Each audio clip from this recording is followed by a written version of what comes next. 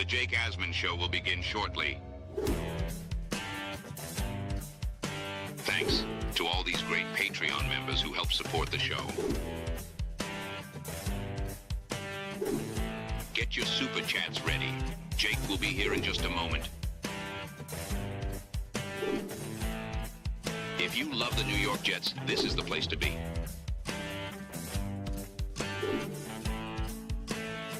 And now, the Jake Asman Show.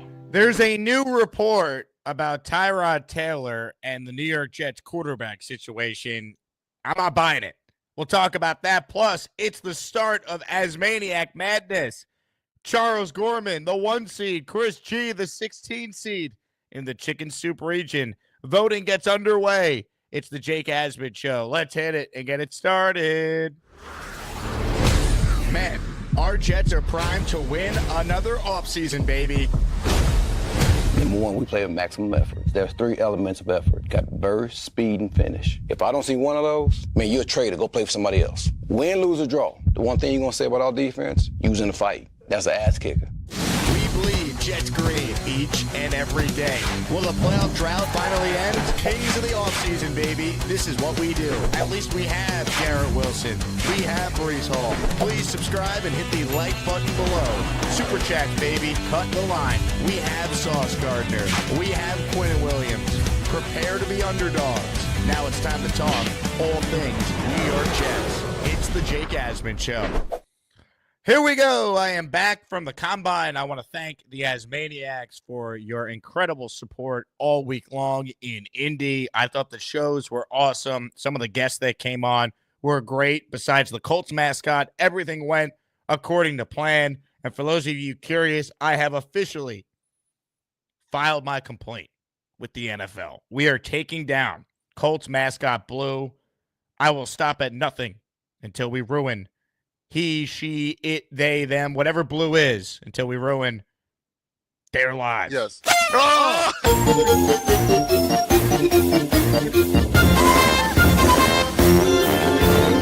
What a week in Indy. Thanks to everyone who tuned in. Guests were great. Content was awesome. And now we're back to the grind. We will have shows all throughout the month of March, which includes free agency getting underway on March 10th. And, of course, if you're new around here, welcome to ASMANAIC Madness. The opening round matchup features Charles Gorman, the number 1 overall seed, against Chris G, the 16th seed, in the round of 64 in the Chicken Soup region. Here's how it works. You'll see, if you're watching live, a poll on the right-hand side in the chat. Vote in the poll. And at the conclusion of the show, whoever has more votes advances to the next round in a tournament unlike any other. We will go in order by region from left to right. So Chicken Soup region starts us off, then the Hood region, then the Butter region, then the Train region. We're going to have a matchup each day. The opening round matchup, you heard me just say, is Gorman versus Chris G. Our next matchup, if we go in order, will feature the 8-9 in the region, which means Jason and Jerusalem and Johnny Boy, they get underway tomorrow. Every show in the month of March will feature at least one matchup in ASMANAIC Madness, with the hope of us being able to wrap up our tournament around the same exact time the actual March Madness wraps up on that Monday night, April 7th. So I will open up voting for the tournament in just a bit. But we start with some Jet news, and then we'll let the madness begin. Tony Pauline is reporting that the New York Jets are comfortable going into the season with Tyrod Taylor as their starting quarterback. People who have met with the Jets say the team's ready to go into the year with Tyrod as their starting QB. Here's the actual excerpt from Tony's story in Sportskeeda. And look, Tony's kind of hit or miss with some of the stuff he's put out there over the years. And this completely contradicts everything that I have heard, which is why I wanted to address it. Do I believe the Jets would be comfortable with Tyrod being one of their options? I do. Do I think for a second the Jets are going into this offseason with the plan being Tyrod Taylor and then we're going to take a future signal caller, as Tony writes here, on day 2? I don't think that's the plan. I think the Jets need to add a veteran quarterback. Tyrod Taylor, if you guaranteed me 17 games of health, I mean, sure. He's not playing 17 games next year. He can't stay healthy. I mean, the numbers for Tyrod Taylor speak for itself. He has started just 15 total games since 2018. 15 games in 7 years. Every time this guy's had a chance to be a starter, he's been hurt. They're not going into the year with just Tyrod Taylor. Now, could it be Tyrod Taylor, a veteran, and someone like Jackson Dart or Will Howard or Kyle McCord on day 2? That's logical. I could definitely see that. But going into the year with just Tyrod, I'm not buying it. I'm not. They're going to add a veteran. And every name connected to the Jets, we've heard like Derek Carr, Jameis Winston. The name I heard more than any other quarterback in Indianapolis this past week at the Combine was Justin Fields, which would be logical. You know, I understand Tyrod Taylor is a solid vet. Guys like him. But you need to add more to your room. So I don't believe for a second that the week 1 starting quarterback is Tyrod Taylor and then behind him is just a rookie. I'd be shocked. Shocked. They're going to sign someone. They have to. Now, the other interesting nugget here from Tony's report was that apparently the Jets have intentions of trying to keep Tony Adams. This surprised me a little bit because it kind of felt like Adams was a goner. He wasn't brought in by this previous regime. Here was the excerpt in the story on Tony Adams. Quote, the expectations are that the Jets will tender safety Tony Adams with the hopes of keeping him on the roster, and I'm told the 4th-year player would like to return to the green and white. They look at the way new head coach Aaron Glenn used his defensive backs and safeties while defensive coordinator in Detroit and believe Adams would be a great fit for that scheme. Specifically, they look at Kirby Joseph, who had 9 interceptions and broke up 11 passes for the Lions last year, and envision Adams in that role. If Tony Adams comes anywhere close to the type of player Kirby Joseph is with the Lions, I mean, that would be stunning, to be totally honest with all of you. Now, that said, I actually think Tony Adams is a talented player, and I don't mind keeping him because if you're going to tender him, it's not a lot of money to keep him on the team. He's a restricted free agent. Tony Adams, to me, if he's one of your options at safety, you could live with it. He can't be the option at safety. And this is a very good safety free agent class. I fully expect the New York Jets to sign at least one notable safety in free agency. And there's a couple of reasons for this. One, it's an obvious need.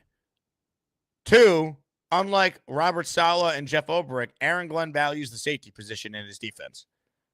And three, if you're going to spend money in free agency at a position that has a pretty high hit rate of not being a bust signing, safety is one of them. And it also doesn't cost you an arm and a leg to address the safety position.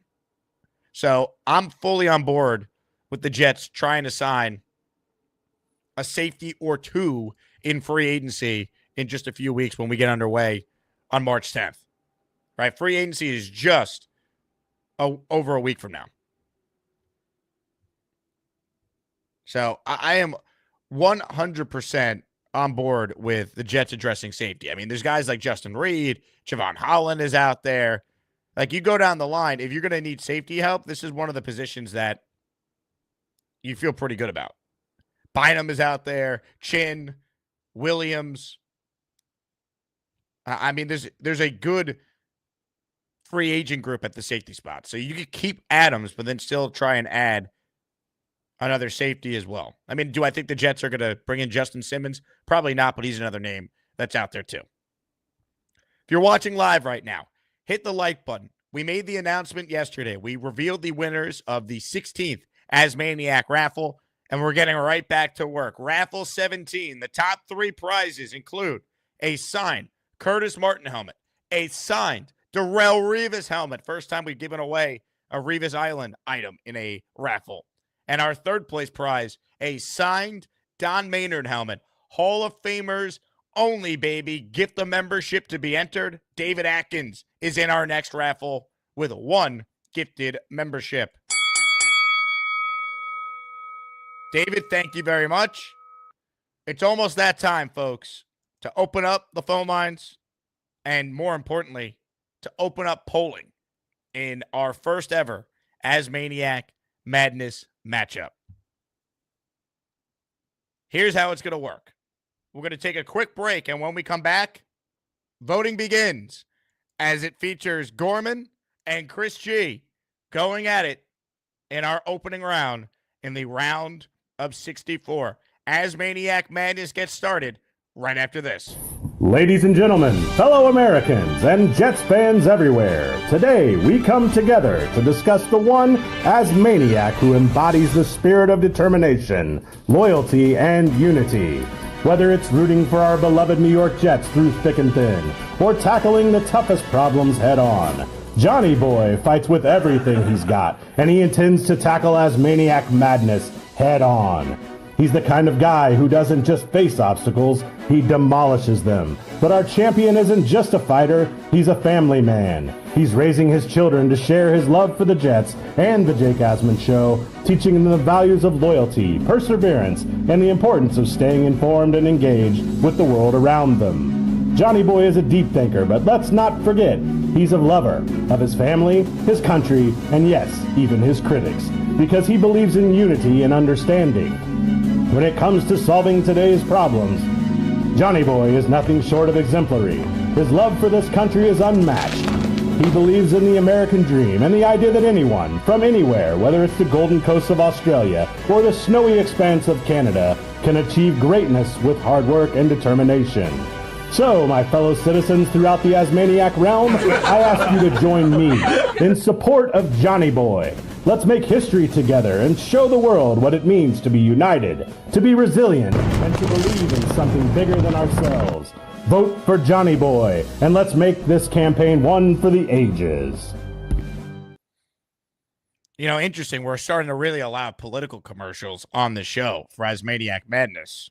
Jason versus Johnny, the matchup during our first show tomorrow in the 9-8, the 8-9 in the Chicken Soup region. All right, before we open up polling and we get to your calls on the latest on the Jets, how about some love for some channel memberships? Rick Kent is in the next ASMANAIC raffle for 5 because he's gifted 5 channel memberships. The following listeners are now members courtesy of the Rick Kent.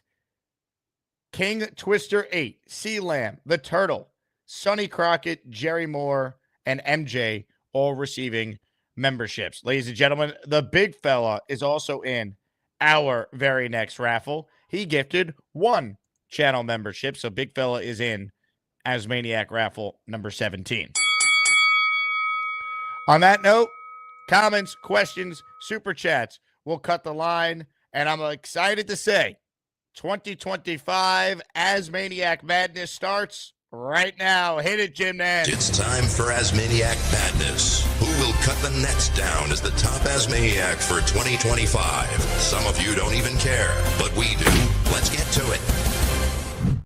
We're underway. The poll is live in our first matchup in the history of this tournament. The 1 seed, the number 1 overall seed, Charles Gorman, takes on Chris G. And thank you to everyone who filled out a bracket in our bracket poll. I think we finished with 300 brackets filled out almost, so it's going to be fun. You win that, you get a prize as well. Voting is officially underway. Open phone lines for those of you who want in on the conversation.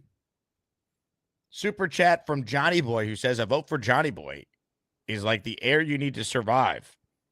Make your vote count and vote for Johnny Boy. No one has ever spent more money and campaigned harder than Johnny Boy. Will it pay off, or will the people still support Jason in Jerusalem anyway? We'll find out tomorrow. Comments, questions, super chats. We'll cut the line. You know, the bottom line is this. If you think the Jets are going into the year with just Tyrod and a rookie, you haven't been paying attention. Like, does anyone remember the answer that Glenn gave about Tyrod? He's like, yeah, we like Tyrod, but it's way too early to say he's our starting quarterback. If you had your starting quarterback, that's not the answer you give. They're going to add someone. Day 2, day 3 in the draft, sure. But they're going to sign a veteran. And every person you speak to has logically connected the Jets to Justin Fields. If it's not Fields, it's going to be another veteran. Has to be. Nick Shine says, just reached out to Gorman. He will call in. You are allowed to campaign for yourself on days that polling is underway. You are absolutely allowed. Ladies and gentlemen, Charles Gorman is off to a 63-37% start in the battle. For those asking where the poll is, like Curly, get your eyes checked, you blind bastard. I'm just kidding. The poll is on the right-hand side in the live chat. All right, let's take some calls here. Talking Jets, talking ASMANAIC Madness. Happy Saturday, everyone. Hope you enjoyed our combine coverage. Definitely watch the interviews we did with Chad Pennington, Mike Tannenbaum, Leger Newsable, Ian Rappaport. It was a tremendous, tremendous time. Ricky NY is first up on our Gusbuster hotline. What's up, Ricky? Hey, how's it going, Jake? What's up, Ricky? Not a whole lot. You do have my address, correct? Do I need to send it to you? Yeah, resend it to me just so I could have it in just to make it easy for me, and I'll get your giveaway item sent out. I forget what you won. I know you won the Klecko helmet. Was that you? Klecko helmet. Yep. Nice. So I'll get that sent out to you this week. Right on. You know what? There's no way that we're going to go into this year without a contingency plan like the last regime failed to get us a backup when we needed one. Not to mention the fact that, with somebody with his injury history, we need to have some sort of insurance in place in the event that he gets hurt, which, history dictates he probably will. I'm looking forward to this whole thing and watching how it takes shape, starting with free agency less than 2 weeks away. And now I'm ready to watch my friend Charles get a win today. And Gorman, if you call in, you need to wear the shirt today.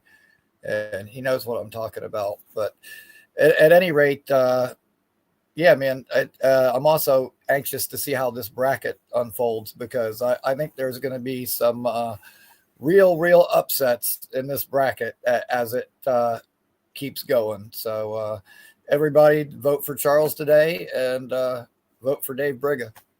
Wait a second. What about Chris G, Ricky? You don't think Chris G has a chance to pull off an upset? Nothing against Chris G, but against Charles, dude, Charles would be a hard out for anybody. He's the number one overall seed for a reason. Exactly. Yeah, Charles is going to be tough to compete with. So, nothing against Chris, but yeah, I think Charles wins in a landslide today. Although I'll tell you what, while Gorman is off to a strong start, 184 votes, 62% of them going to Charles, Chris G is fighting as a 16th seed. He really is. I thought Charles would get at least 75%, and right now he doesn't have that. Wow. Okay. Well, like I said, I think there's going to be some real upsets as this thing moves along. But, yeah, I'm curious to see where it goes. Ricky, excellent call to start us off. Great job by him. ASMANAIC Madness is underway, folks. Vote in the poll if you haven't. You determine who wins, who moves on to the round of 32. Tomorrow on the show, we stay with the Chicken Soup region. We go in order. We got the 8-9. Jason in Jerusalem, the 8th seed against Johnny Boy, the 9. We're going to do this all throughout the month of March. I saw we had a question. When does the poll close? The poll closes when I end the show. That's when it closes. Ladies and gentlemen, hit the like button if you're just tuning in. We got memberships flying off the shelves. It's the ASMANAIC membership raffle. For every membership gifted, you receive 1 ticket entered in the raffle to win epic prizes. 20 damn memberships from Mimosa. Holy crap, ladies and gentlemen. Let's freaking Go. Get your ass off my super chats. Some of these are gifted memberships too. Hey. Ah, the hell with it.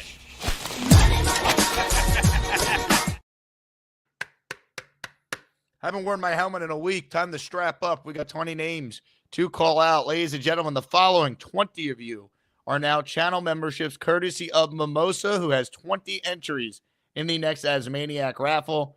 Mimosa, thank you for supporting the show. Stephen B., J8 Silent Bob, Deborah Schnitzel, Ray Morabal, John, Mike Cruiser, Cypress MG, James Caffiero, Kelvin Joseph, Florida Jetman, Mark Ferrero, Daryl Osborne, Jake, It's Snoopy, Zach R, T-Town Jet, Project Beck, Winston Grant, all receiving channel memberships from Mimosa. Ladies and gentlemen, we are not done. How about a 5 spot of channel memberships from South Philly, who gets into our next raffle? Money, money, money, money, money, money.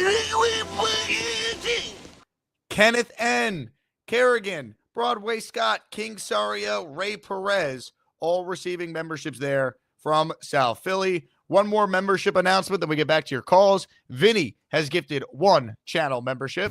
Oh, nice. Future Giants quarterback Aaron Rodgers. Get ready. Andrew Kemp is the recipient of that channel membership. Thank you very much to you, Vinny. Thanks to everyone who gifted a membership. Stephen NYC says, Asmaniac Madness, love it, Jake. Thanks, Jake. Let's go. Good luck to all. Let's go, Jets.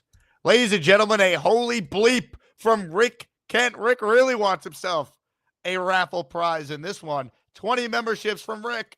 Now, give me money. Or I shoot him. And I shoot all you motherfuckers. And then we take it. Your choice, bitches.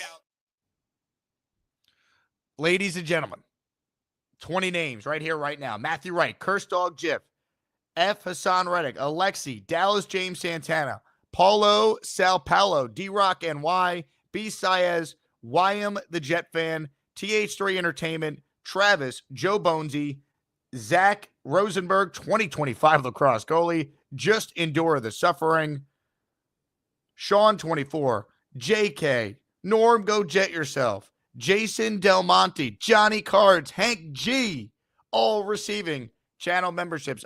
So many people have come up to me and said, you've had amazing raffles. Like, how are you doing this? And it's because we keep getting people that are offering incredible membership gifts. So that allows me to then reinvest it in raffle prizes like a Don Maynard helmet or a Darrell Rivas signed helmet or a Curtis Martin signed helmet. The theme for the first 3 prizes, for those of you who haven't picked up on it, is Jets Hall of Famers. So pretty awesome. Rick, thank you very much. Let's get back to your calls now. Comments, questions. Whoa, Mimosa in for 20. Holy freaking, oh my God, of all the dramatic things I've ever seen. Money, money, money, money, money, money. Yeah. Here we come, baby. Here we come. Here come the Jets, baby.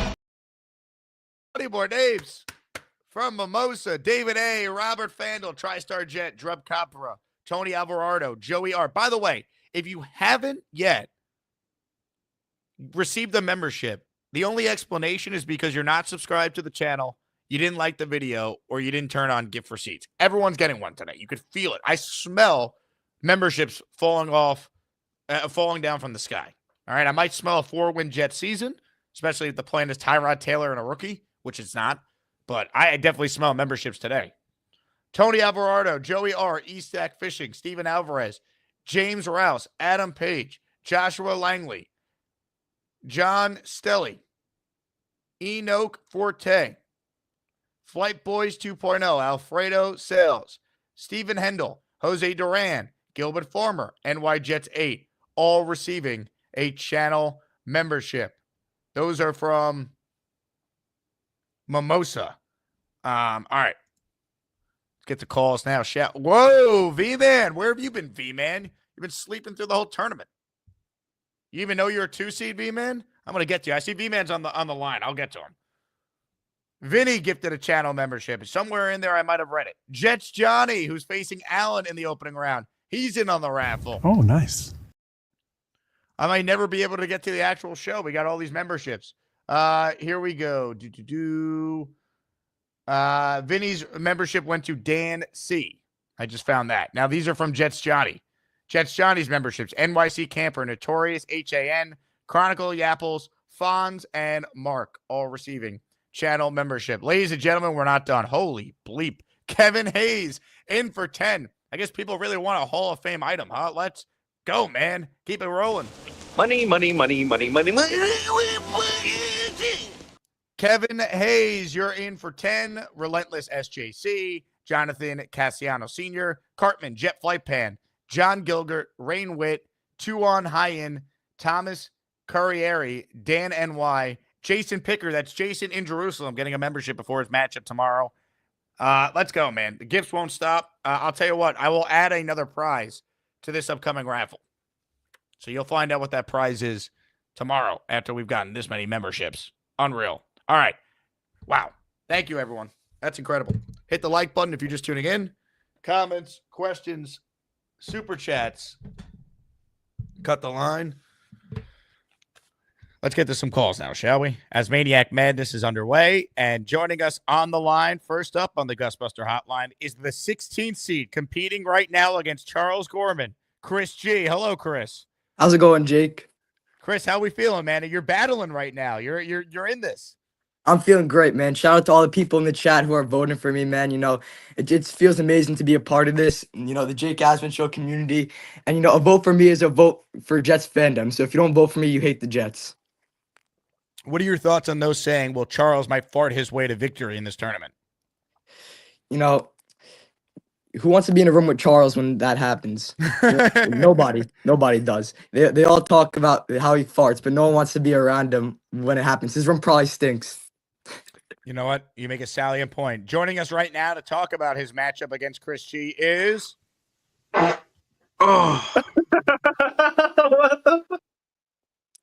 Charles Gorman, are you there? He doesn't even care about the tournament. Let's go, Chris. Got his ass. Chris, I think right now, if this matchup was just based on quality of calls on the show, you're winning. Like right now, in this moment. He's probably sleeping right now, bro. I woke up early for this. Wow. And that's big, because you're what, in 8th grade? 9th grade, freshman in high school. Yeah, you're a freshman in high school. Waking up early for this? I mean, that's all you need to know, folks. I mean, look, Chris, there's no shame in losing the Gorman, though. Just making the tournament, I think, is fantastic. And you're a great caller. I think if you started calling a while ago, you wouldn't even be a 16th seed. I think the committee would have had you a lot higher. Yeah, like I said so many times, I'm honored to be a part of this. I love the community. JETS, Jets, Jets, Jets. Chris, excellent job. Look, Gorman right now, where is he? Where are you, Charles? All right. Where are you? Oh, my bad, everybody. Where are you, Chuck? I have more of your calls right now, ladies and gentlemen. I was wondering if this guy even knew he was in the tournament, if he's just been sleeping for the last week and a half. Ladies and gentlemen, the 2 seed in the train region is on the line. Buckle up. It's time for another V-Man call. Hopefully he's not on the toilet. You're the only 2 seed who didn't call in the entire week since the bracket came out. Where have you been? Family matters. You know, taking care of my grandfather. Dealing with the house problems that he has. You know, been busy. You know, work. This is true. Somebody went into my locker room at work and stole my uniform. Really? I had to film like So yeah, I go into my work, and so I'm going there. I change out of the suit every month. They send it to dry cleaners. So I go into the closet, in the locker room for my job, and there's the bag. There's the dry cleaner bag on the floor with a bent up hanger on it. And I go to my supervisor. I'm like, what? And he says, look, all right, we'll fill in an order. And then, so I had to fill an order for a new suit. So I've been dealing with a lot of shit these last few weeks. But what's up, Jake? I'm sorry I was away for so long. Well, V-Man, I hope all is okay, first off, with your family. And I'll tell you what, I was starting to get worried about you, though. I was like, is V-Man boycotting the tournament? Were you not happy with your seeding, V-Man? No, I'm pretty content with. I'm fine with where I am. Who scares you the most in your region? Is it running into lane training in the Elite Eight? Do you think you versus Bonesy in the Sweet 16 potentially is compelling because you guys live near each other? Yeah, that'll be it. It'll be exciting, to say the least. I'm looking forward to a good challenge. I agree with that. Now, Rick Kent makes a pretty good point here. He says, what kind of security guard allows his uniform to be stolen right under his nose? Okay, look, like I said, I change out of it every month. So like, look at it. So it sits in that locker. Like I said, because you send it in like the start of the week, you send it in for the dry cleaning, and then it comes back around the end of the week. So it's sitting there for a couple weeks before I swap out of it. Because there's no point in me, riding on a train and carrying it home. I see. Well, a lot of people were speculating that you were just slumbering through this thing. So I'm glad that you're here and you're ready to compete, V-Man. Yeah, I'm ready to compete. Like I said, I got my this. I got cigars. I got everything. Just to relax, get through this off season till we get to football. Everything I need.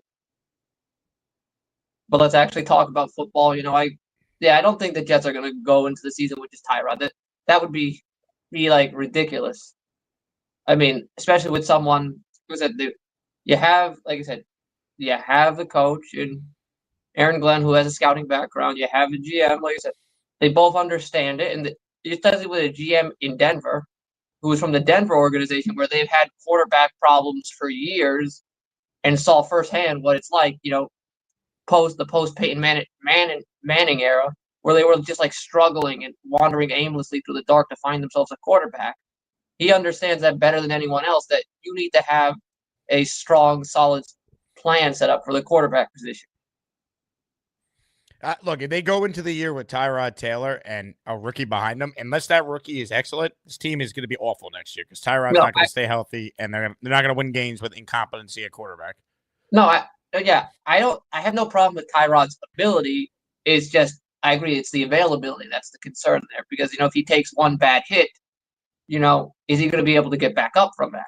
That's the question here, not his ability. It's the availability, and I agree with you that I am concerned about the availability. And like I said, but I don't think that's going to happen because, like I said, you look at it. We saw how Denver has been for years. They've had talent. They've had such great, talented teams, but they were always hampered after the Manning era without a quarterback. So, like, he's seeing that firsthand. When your GM has seen that stuff firsthand, they understand that they cannot go into this season with such a limited setup at quarterback.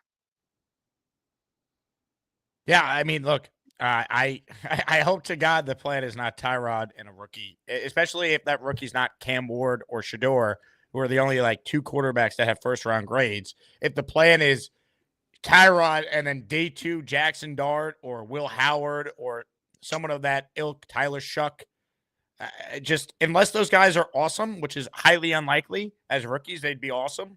This team's not going to be good next year. Yeah, no, I agree. Like I said, I feel like the Justin Fields type, I hear that. I've been hearing that a lot. I think that's an interesting avenue. I think like I said, but honestly, whatever they take this year is probably just going to be, it's going to be filler. It's going to be a stopgap until like next year when the real quarterback plan will be revealed. You're going to be smelling that 4-win season, man. It's going to smell worse than, probably how bad your uniform might smell. Yeah, maybe. No. Everything else good, V-Man? I mean, how's V-Mom doing? All right. It's fine. Things right now. She's a little emotional. Tomorrow would have been my uncle's birthday, so, she's getting emotional around that. All right. Well, I wish you the best of luck in this tournament, V-Man. I'm glad that you called in. A lot of people, I think, have you going far, but then there was some talk this week. Well, what if V-Man just never calls in again? And I'm like, V-Man will call in. Stop it.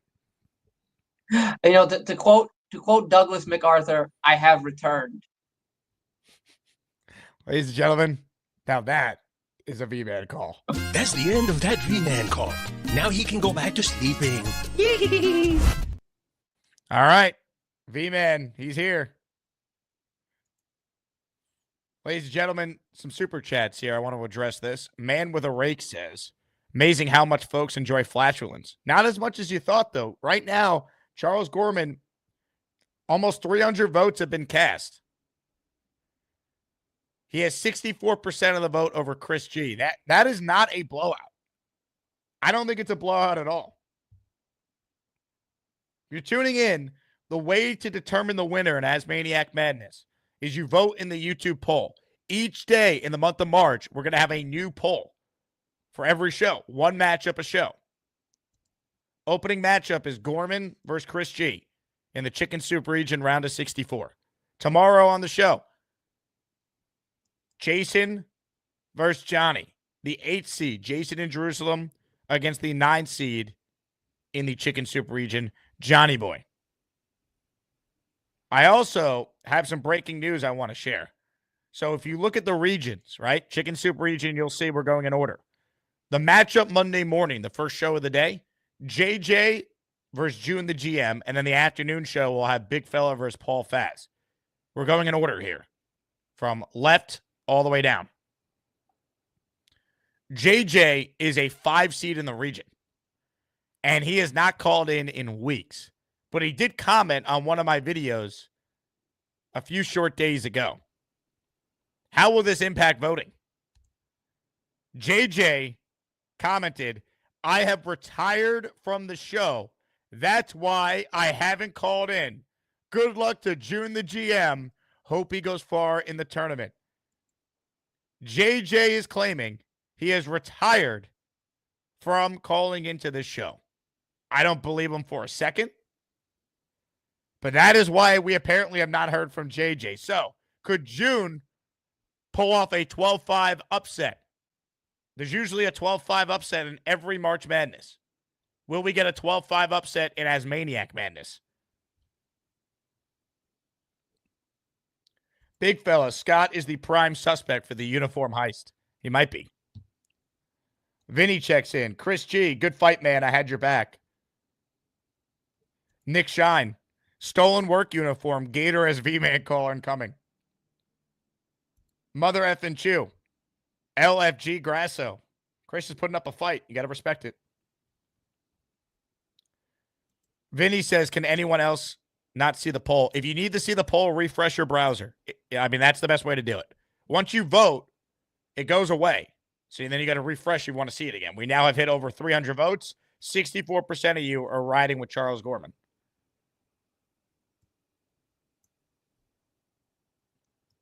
I mean, this is going to be a wild tournament, folks. Wild. Joe M., can we move on to the next matchup already? It looks like Borman will take it. Joe, you don't run the show here, all right? While you complain every day about callers and this show, you don't run it. Yeti writes in, Charles is by far the most genuinely nice person to even bless our screen. Stay loyal. Chris G is a good kid, but look, there's no shame in losing to Gorman, especially if you're only losing 64 to 34 or 64 to 36. GTA says, need to do a poll after they call in. Ain't no way 64% of people voted for a ceiling. Charles doesn't care. It's not based on their calls into the show today. It's based on the body of work over the last year. You know, that said, maybe your call on the show the day of could sway the votes, but it's based on the last year. Speaking of ceilings, Charles, are you there? Gorman. Now, you talk about being cocky. Charles Gorman, on the day he's competing, just is giving us a ceiling to stare at. Bold strategy, Charles. Charles. Charles. Your work was good? Yeah. Where'd you work at a shop, right? No parking today? We're listening in on greatness, folks. Charles.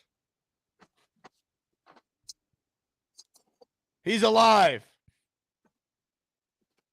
Charles, you're competing right now. Is there anything you'd like to say to the voters? I'm getting dressed. I'll be right back. What do you mean you're getting dressed? I just came out of the shower. Oh, yeah, baby. Jake Asman. Dad, you're screaming. Jake Asman, one of my YouTube friends. What the hell? I thought we were actual friends, Charles. We're just YouTube friends. Well, my dad. It's I know your complicated, dad. Jake. It's complicated. He's watching the show. He's always commenting.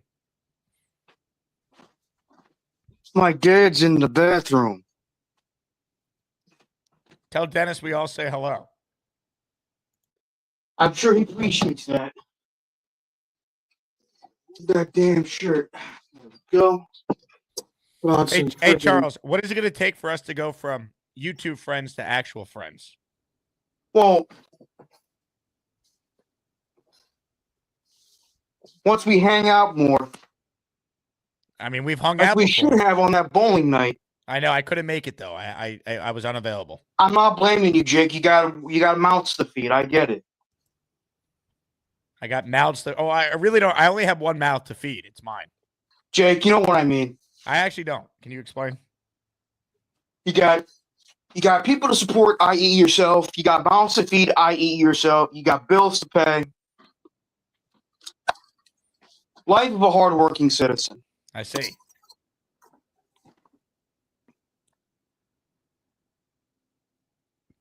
The chat is imagining what you look like naked, Charles. Have you given that any thought? Here's my shirt that Ricky wanted me to wear. Wow, Ricky NY sending you a Jets Superman shirt? Yes. Is it true your family are nudists? No, we're not nudists. What makes you think that? I'm just reading the comments here. Well, what, Jay, why would you think our family are nudists? We're not nudists. We're decent people. Are you saying nudists can't be decent people? I'm just saying we don't walk around naked in our house. Roseanne says, Charles, free full frontal. This is insanity. Have you ever thought about creating an OnlyFans, Charles? No, I'm not interested. As you can tell, I got a haircut yesterday. You look great. Thank you. Did you get the haircut in honor of this tournament starting? No, I just got a haircut because I needed one. I think you look pretty good. Thank you. Chris writes also, in, congratulations on the Chad pro? Pennington interview. Oh, thank you, Charles. He's a class act for what I understand, Chad Pennington. Did you watch it? Yeah, of course I did. I watched all 18 minutes of it. It was great. Unfortunately, the only time I saw Chad Pennington play when he was on the Dolphins. You don't remember him as the Jet quarterback? I've watched highlights of him as the Jet quarterback, but I haven't watched him on television as the Jet quarterback, so no. When did you start watching the Jets? 2008. Wow, so your first year was the Favre year? Yes. I thought I told you all that. I don't remember, Charles. I talked to thousands of Jet fans.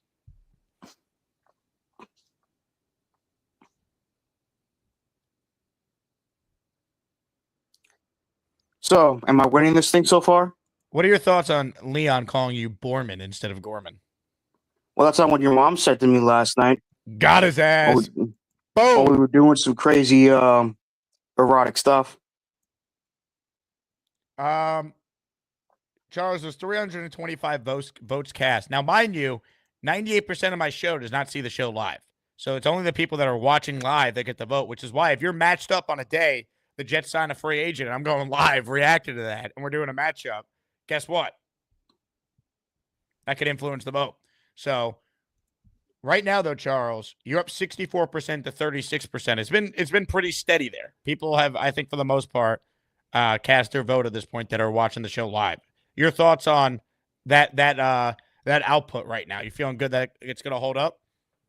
For the most part, yes. Yeah.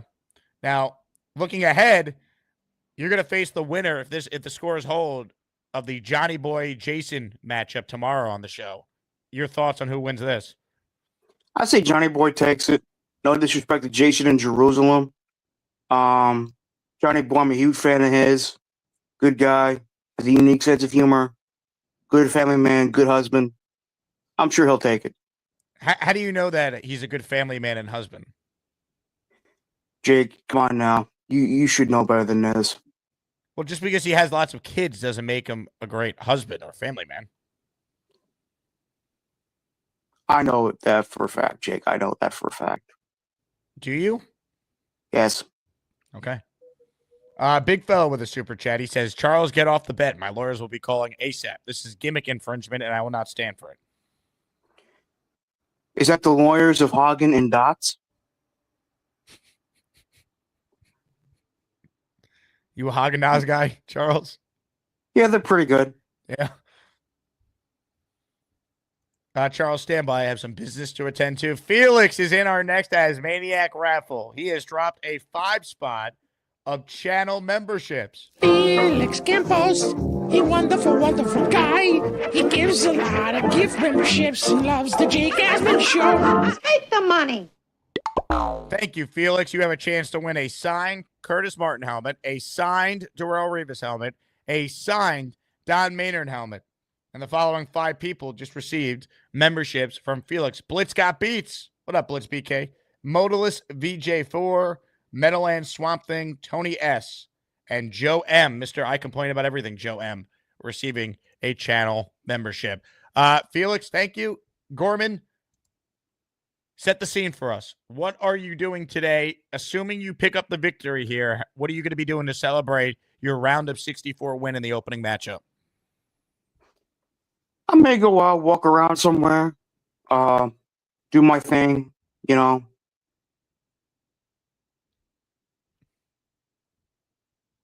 Any chance you're going to be doing one of these? Oh. You never let that go, don't you, Jake? You never let that go. Well, Charles, it's kind of a tough thing to let go. You don't often see it. It's just a friggin' fart. Yeah, to thousands of people watching the show. You don't fart? Of course I fart, but you don't know when I fart. I could have just farted. You wouldn't know. True. But whenever I do, you got to make a big thing about, hey, Charles farted during one of his shows. Hey. Yeah. Well, look at this. Like you go out of your way to broadcast it. I think the second one. Excuse me.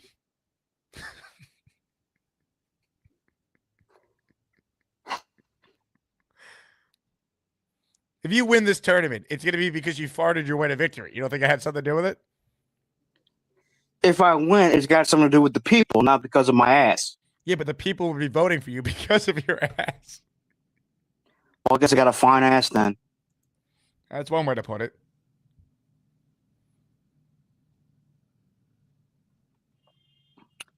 But seriously, I feel good, you know. I really feel good today. Not just because of the whole tournament, but I just feel really happy right now. You know, I had a lot of fun conversation on Instagram last night. It was really good. All right. Well, I wish you the best of luck, Charles. If the results of this poll hold when I end the show, you're going to be advancing to the next round, the round of 32. Also, Leon, you called me last time your mom called me Borman was when I emptied the tank on her. Whoa! Hey, Charles! You'll never get my chicken soup recipe. Hey, Charles! I'm not saying that Lowski takes steroids. Give me some of it. Hey, Charles! Who is that lovely lady? Sing it this way, Charles! I was not expecting that from Charles. Good God, man. What are we doing? Oh, my God. 2 very dirty jokes from Corbin during that call. Your mom jokes. Wow. Hey, Charles came to play today, folks. Maybe we got his ceiling at first, but 340 of you have cast votes so far. Charles up 64-36 in our opening round. That's what a 1 seed does, by the way. Hey, John, you're in the raffle for 1. You became a channel member. Thank you for supporting the channel. Best way to support me is to gift memberships or join the Patreon. Thank you, John. Mr. McMoney, Charles' thoughts on Ben O. Verbish draft stock. Charles, you can answer Mr. McMoney in the chat. Unreal. More of your calls right now. Let's say hello to a man who will be competing tomorrow. Johnny Boy is on the line. Johnny, how are you? Doing really well, Jake. How are you? I'm good. Are you nervous about the matchup tomorrow? No, I have full confidence that I believe in myself, that I will take it all the way to the championship round. So I'm not concerned about it. You know, Jason's a great guy and all that, but I'm the better man. So in regards to that, you guys know you should vote for Johnny Boy. And I also approve of nudists. So if you guys got to get, naked and everything, we approve of it as well. But I do not approve of any unsolicited assaults from a rival NFL mascot. So make sure, right, you vote for Johnny Boy in regards to that, because that was unheard of. That should have never occurred to you, Jake. Let me know. I will make sure I will speak with Rick Kent and have Rick Kent go ahead and have our entire lawyer team be able to go ahead and help you out with this actual situation. Jake. Oh, I'm still recovering, man. I mean, this attack was as brutal of an attack that has ever happened in the history of YouTube. January 2003, 41-0. Jets beat the Colts. What were your thoughts that day? Yes. Oh!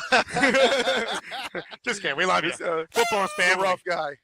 Yeah. Rough gal. Love it. Oh. Incredible. Peyton Was he Manning's the last game. mascot A that loss went to the New York upside down Jets. and hung upside In down? Peyton's last game, you lost to the Jets.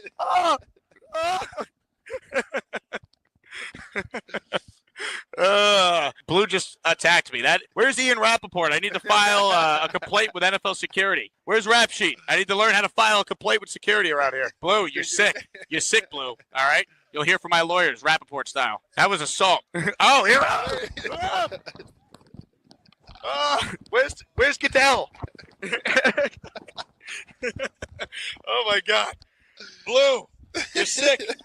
41-0. Jets beat the Colts in the playoffs. Peyton Manning's last game. Sanchez to Braylon Edwards after a Cromartie kickoff return to put us in great range for a Nick Falk field goal. 17-16 Jets win. Never forget it, Blue. Oh, my God. I just got bullied by a mascot. You did. It's horrible. Horrible. He almost took your eye out with the straws that he had coming out of his nose. It was a weapon. And he had all intent to go ahead and try to hurt you with that, Jake. So I'm glad you're okay. I'm glad you were able to make it back. But our team will work hard to go ahead and make sure this never happens to you again. Well, I appreciate it, Johnny. I'll tell you what.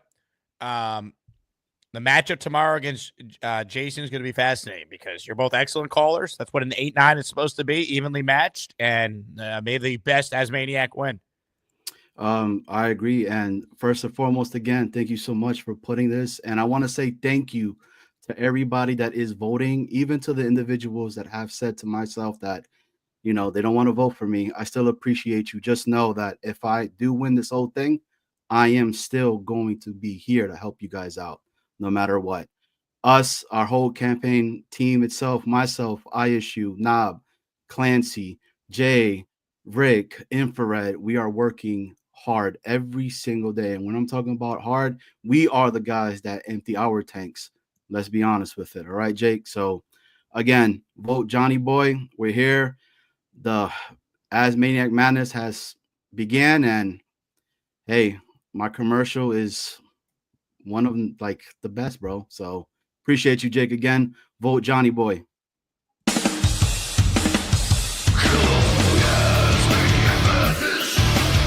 Who's gonna be the best of the bunch? ASMANAIC Madness. You get to pick the ones that make the show rock. I haven't had time yet to go through the bracket pool to see who everyone is picking to win the whole thing. I'll reveal to you guys, though, my personal Final Four now that the pool has locked. Picks had to be in by 9 a.m. this morning to have a chance to win ASMANAIC Madness. So I'll give you guys my picks momentarily here. But first, Super Chat from FPP. Vote Johnny Boy 111. Johnny Boy getting some support. More calls right now. Ladies and gentlemen, let's say hello to the 7th seed in his region, Purple Belt Mike. Hello, PBM. Yo, what up? How we doing? I'm doing good. I saw some awesome shit yesterday. So, like in Huntsville, Alabama, they have like this space and whatever museum or whatever. It was really cool. They did all the stuff on the planets. I was very interested in learning about it, so I don't really know much about it. Well, I really like having a good trip. Yeah, I really like it down here. It's nice. Are you gonna move? No. Okay. In fact, no. My wife loves Long Island too much, so that's out. All right. Who doesn't love the? By the way, we closed at. Did we close at? Oh no. So 303 people signed up for the tournament. Only 262 of you actually finalized your bracket. So that's a bad job by like 40-something of you people. Anyway. What a bunch of morons. How do you not know? Your words, not mine, but I'm looking at it here. Let me do the pick breakdown here. Let's see. Was there a limit on how many brackets you can do? So I only did one. Wow, okay. 255 people picked Gorman to beat Chris G in the pool. Only 7 picked a Chris G upset. That's got to be the most lopsided matchup, I'd imagine. I think so. And it's no disrespect to Chris, but Gorman is just a freight train. Also, looking at the matchup tomorrow, Johnny Boy, the 9 seed, has 165 people that picked him to win versus 97 for Jason in Jerusalem. So if we go by the pool audience, that would make Johnny Boy the favorite over Jason in this matchup. But, I mean, these are just picks. Upsets happen in March. People got to vote tomorrow. Can you tell me mine, or is it way too early for that? I can pull up yours. Who I'm are you just playing? curious. Oh, Nick. No one's ever heard of that guy anymore. Wow, Mike, holy 237 people picked you as the 7th seed to win. Only 25 have Nick T. Wow. No one knows who this guy is. I mean, come on. Like, what are we doing here? It's like, I'm not trying to be disrespectful to him, but, like, you know, has he ever had a memorable call? Probably not. Wow. This is the first time I've seen this for myself. There's a couple of these that are pretty surprising. This is wow. I am so excited for some of these. Oh my god, some of these I can't wait for that. Some of these are going to be bloodbaths if the pool entries are any indication. This is my first live show because I've been busy the whole week with work. So I'm happy to hop on and see it live finally, not just listening to the replay. Yeah, I mean this is exciting. Yeah, I can see who everyone has winning the whole thing right now, which is pretty exciting. Let me see if I can get some more data to share. Team by team predictions. Let's see. Who has the most predictions to win it? Who has like the most? Let's see. Team by team advancement predictions. Chicken Soup region. 49 people have Charles Gorman winning. Is this just his region or no? This is to win the whole thing. Oh, wow. Okay. So it's based on 262 brackets that were filled out. Gorman has 49 people predicting him to win the whole thing.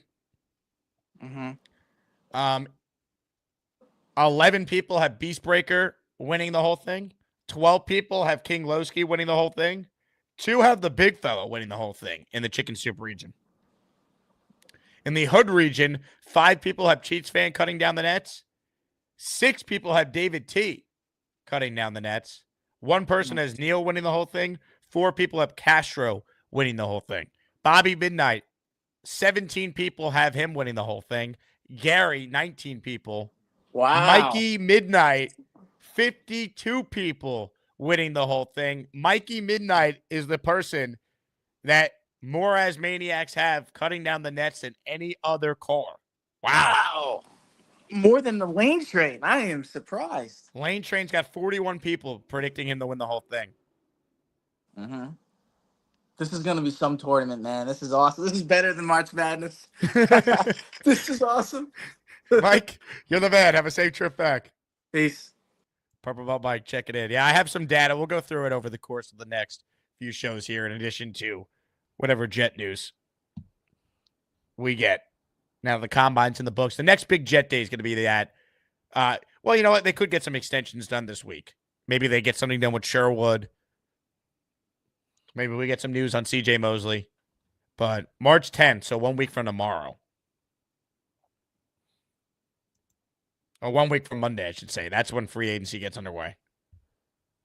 Mikey having the most amount of people predicting him to win. How about that? Ladies and gentlemen, let's get to more of your calls right now. The 2 seed in the Butter region. He'd have to get by Mikey Midnight if he's going to cut down the nets. Ladies and gentlemen, we say hello to Gary. Knockouts don't matter if you land enough jabs.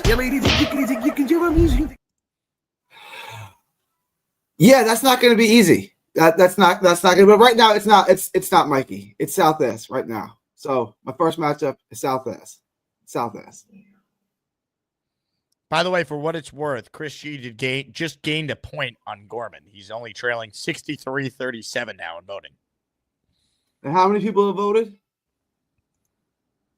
369 people. So he's got about 140 votes in. So about 140 people voted for him to beat Charles Gorman. That's nothing to be upset about, Chris. Like, that's 140 people who listen to the show picked you to beat the number 1 overall seed in the tournament. That's not nothing. That's something, Chris. It's, I think Fox News already called the poll, but it's not anything to be ashamed of, Chris. That's not bad work. Keep your head up. Be back next year. You're the youngest guy in the tournament, right? He's got to be the youngest guy in the tournament, right? You get a new camera, by the way? No. Why? You look very clear. Yeah, I was looking at that too. I don't know. No, the camera is the same. I changed the light, the location of the light. That's what it is. Yeah, you look brighter now. Roseanne writes, and Gary's camera is clearer than my eyesight. Yeah, thank you. Yeah, all I did was change the O-ring. I just changed it from one place to the other.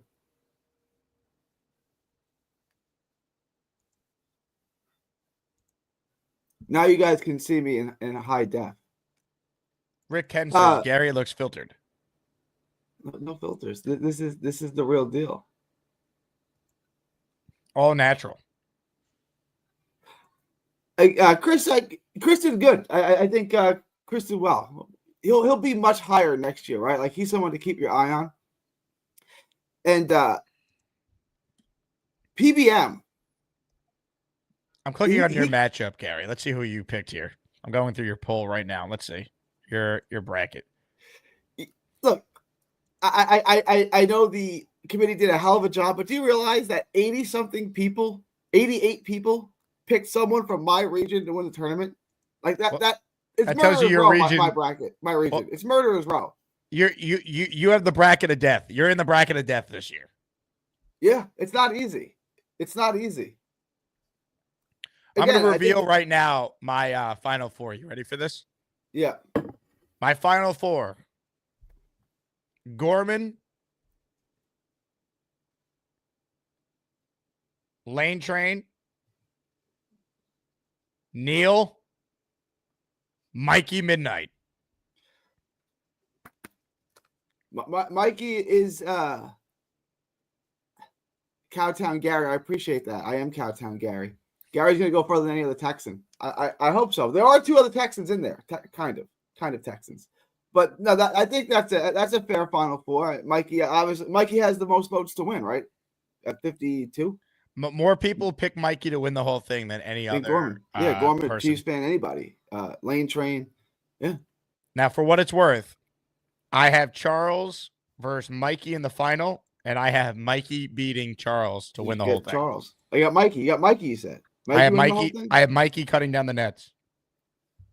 It's not going to be easy to beat. I remember Kenny Smith saying when they were on the Rockets that if they had to go through Seattle, he didn't think they would have won either championship. But unfortunately, Seattle got knocked out in the first round once by Denver, and they got knocked out by someone else. So it's about matchups. If I could avoid Mikey, if Bobby could pick him off or someone else could pick him off, this is what it is. Styles make fights. Hopefully, potentially, maybe I wouldn't even have to see him. If Bobby could pick him off. Someone else could pick him off in the interim. I won't have to see him. A lot of people think that Neil is going to get upset. I think Neil's going to go on a run. That is the other bracket that's really difficult. The Hood region. It's difficult. There's a lot of names in there. Like I was so torn. It was the toughest decision I had to make in that region was Neil versus David T. The second round matchup between Peter Castro and Nate is impossibly difficult if that happens. I got Castro. I think Castro's just going to go out there and just be Castro, and that's going to be enough. Nate's a great caller, though. Like, Nate is really, really smart. And his call, he is. But I just think Peter Castro, I think the entertainment value of this, OG Italian guy yelling about the Jets, I think is going to get a lot of votes. The 2 Dons of the family are both in the same region. You got Neil and Peter Castro in the same region. It's a tough region to beat. Like, someone's got to. Well, Yeah. Snowball makes a great point. Neil has the silent majority vote, and then Roseanne just wrote in that she's a Neil truther. If Neil gets a decent percentage of the 4%ers on his side, that could change things too. If we had a big family dinner, the two heads of the table would be Neil and Castro, right? Is that fair to say? They're in the same region. Yeah. It's a tough region, man. It's very tough.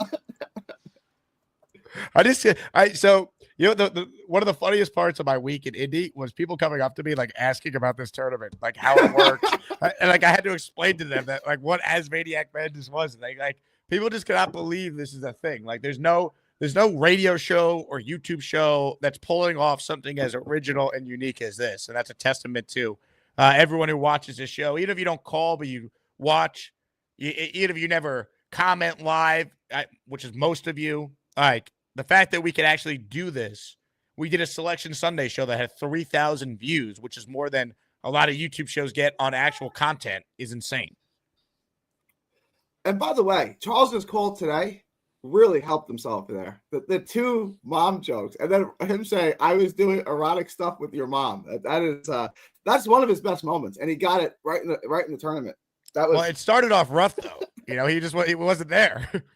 Yeah, Chris, it seemed like a lack of effort, and I would have voted for Chris if I seen the lack of. I will always vote for effort over talent, and up until that moment, I was like, I may vote for Chris. I don't like the lackadaisical non-effort from Charles here. But then obviously he picked it up and had his Pete Alonso moment there. So yeah, we saw great players rise to the moment. I mean, that's what that was. That's what he had to do. Yeah. Yeah, I mean, look, Gorman right now holding steady 63-37. It's not over until Beastbreaker sings, but it's looking pretty good for Charles. Yeah. He's up by like 150 votes. I think he's got it. Zoink Nation, when do we find out the winners of the tournament?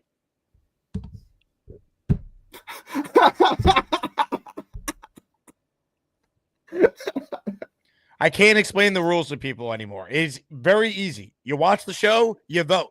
Whoever has more votes moves on until we get to April 7th and we crown a champion. Yeah, me and Jay Quest are going to Taglios after I cut down the nets. So I won't be going to Disney World. I'll be going to Taglios with Jay Quest, the pizza place. Taglio means to cut in Italian. And that's what they call pizza by like sliced pizza. They call it Taglios, like because the pizza's cut. A little bit of knowledge for you guys out there. Gary. All right. Great call. All right. Appreciate it, Jake. Great tournament so far. Chicken doesn't go with pasta. Don't you know it's disgusting? Chicken can't go with pasta. Why? Because of the texture. Instead, go get yourself pizza at the closest Shell gas station. Cause chicken don't go with pasta. I just discovered dogs are pets. What a moment in time, folks. Hit the like button if you're just tuning in. We're accepting raffle entries. I have the info, I believe, for all 7 winners yesterday. Now I need entries for our next weekly ASMANIAC raffle. Don Maynard signed helmet. Darrell Revis signed helmet.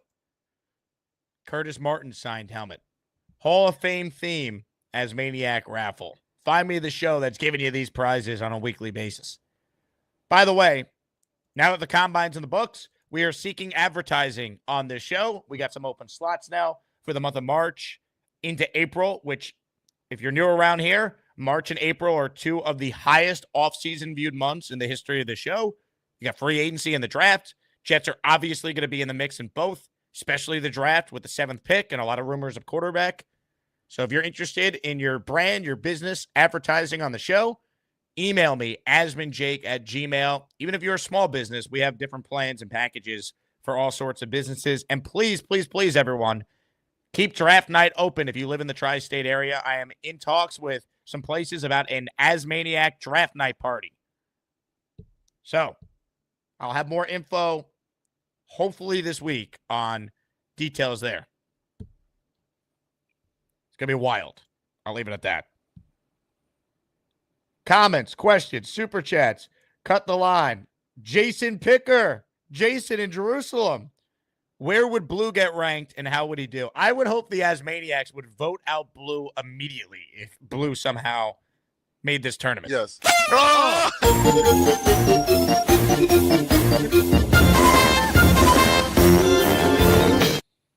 Now, I didn't know I hated the Colts, but now I want them destroyed. All right? Don't the Jets play the Colts this year or no?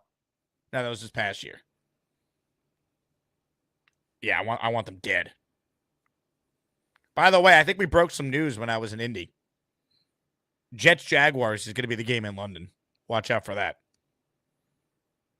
Pieced it together with Mia O'Brien on the show. Ladies and gentlemen, we're an hour and 10 minutes into the show. And a man who has 11 people in the pool picking him to win the whole thing is ready to be unleashed. You know what time it is? A beast breaker, 666. I'm gonna take my fist and shove it up your ass, and then he gotta go.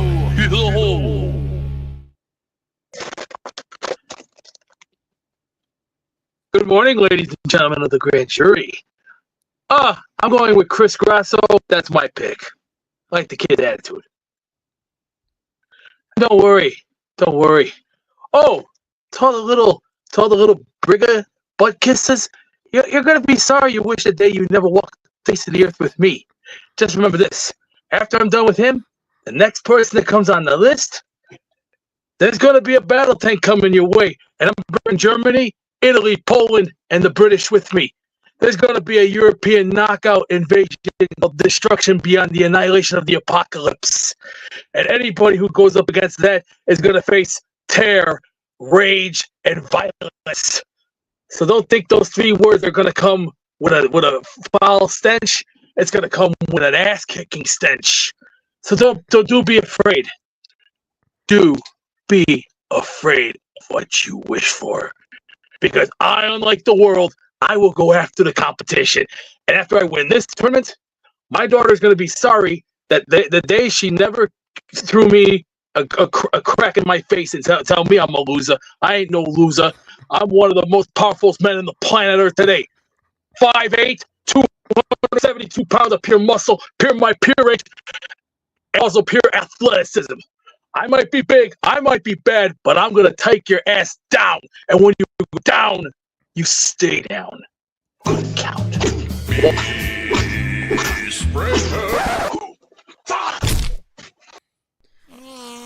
A lot of salient points, obviously, made there. What are your calls right now? How about we hear from a 3 seed in the train region? The only thing better than all them shoes is Joey D, cause he totally rules. Jake, my brother, I'm high as a kite. I love everybody. Damn, this show is crazy. Jake, my brother.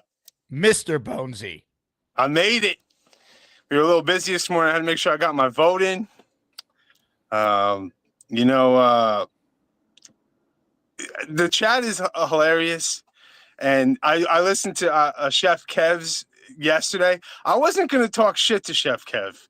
But if he wants to go there, baby, we can. I love Chef Kev like a brother. He was one of the few and only Bonesy fans. He was the first Bonesy fan who came in, said what's up, bought a pair of shoes. Genuine, I love Chef Kev, but he's because one thing he said yesterday, he said that I disappeared when JD got fired. That's false. I disappeared when Rodgers was known not to come back, and I did have some personal shit going on, so I wasn't calling in.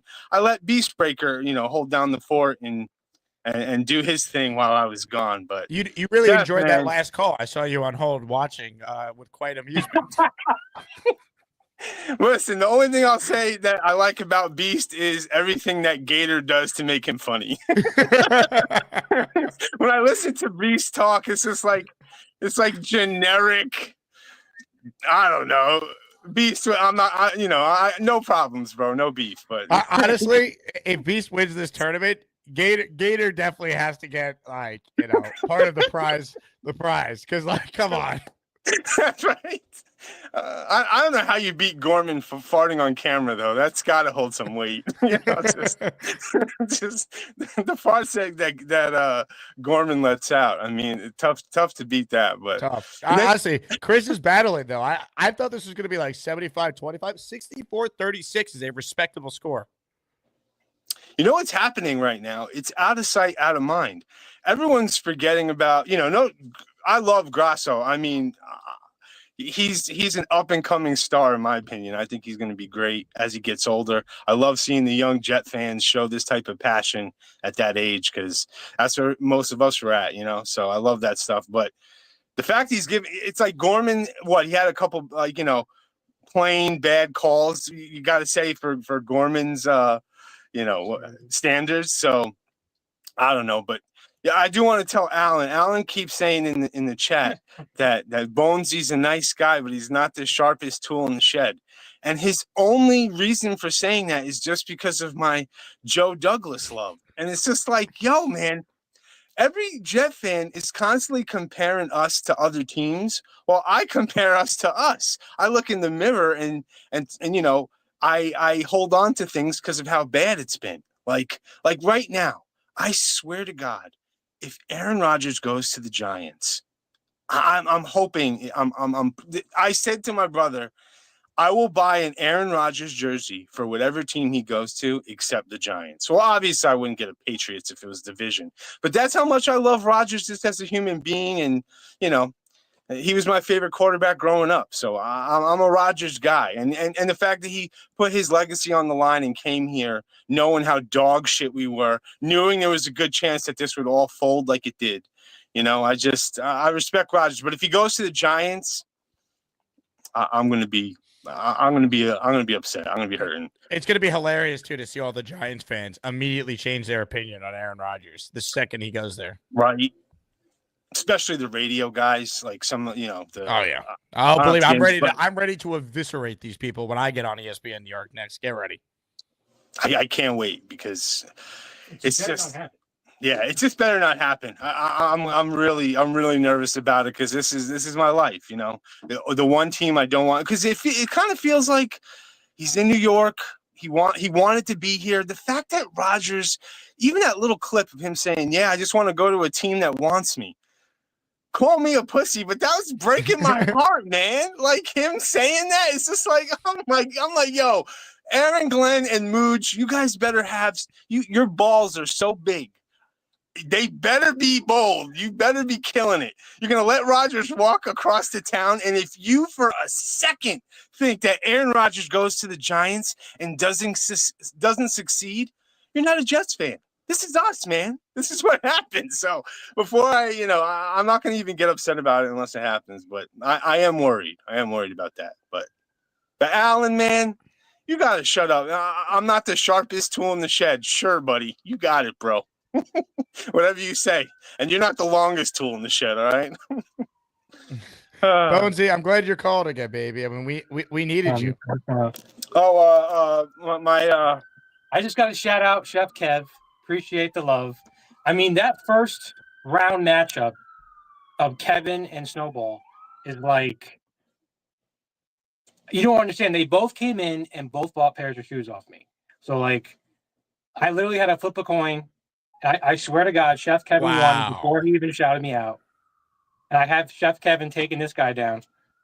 And I have him winning the region. So, appreciate the love, Chef Kevin. And hey, and don't forget, guys, everybody who calls in from my phone gets my vote. So anybody who likes Joe Bonesy, you got to vote for Mr. Bonesy. And I might have a couple tricks up my sleeve. I got some family who's going to want to make some calls in. My son's definitely calling in. I ordered my wife a Jake Asman bikini that she might display. Yeah.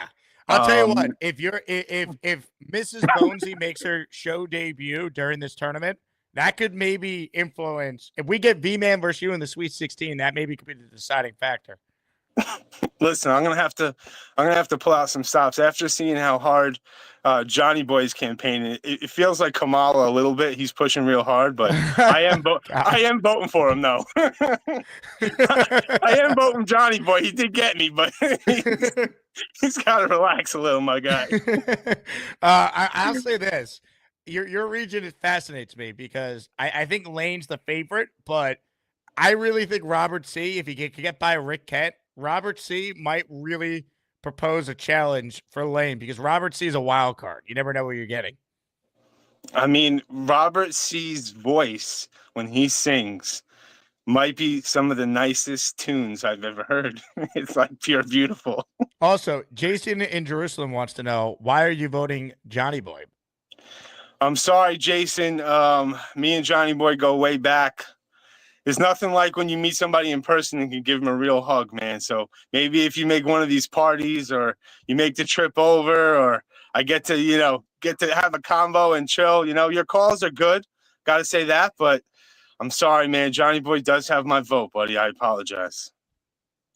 Bonesy, it's good to have you back. Joe Bonesy. Can we get Joe Bonesy in this tournament next year? He just got a call a couple times over the course of the year. He'll be in there. I got to make some calls.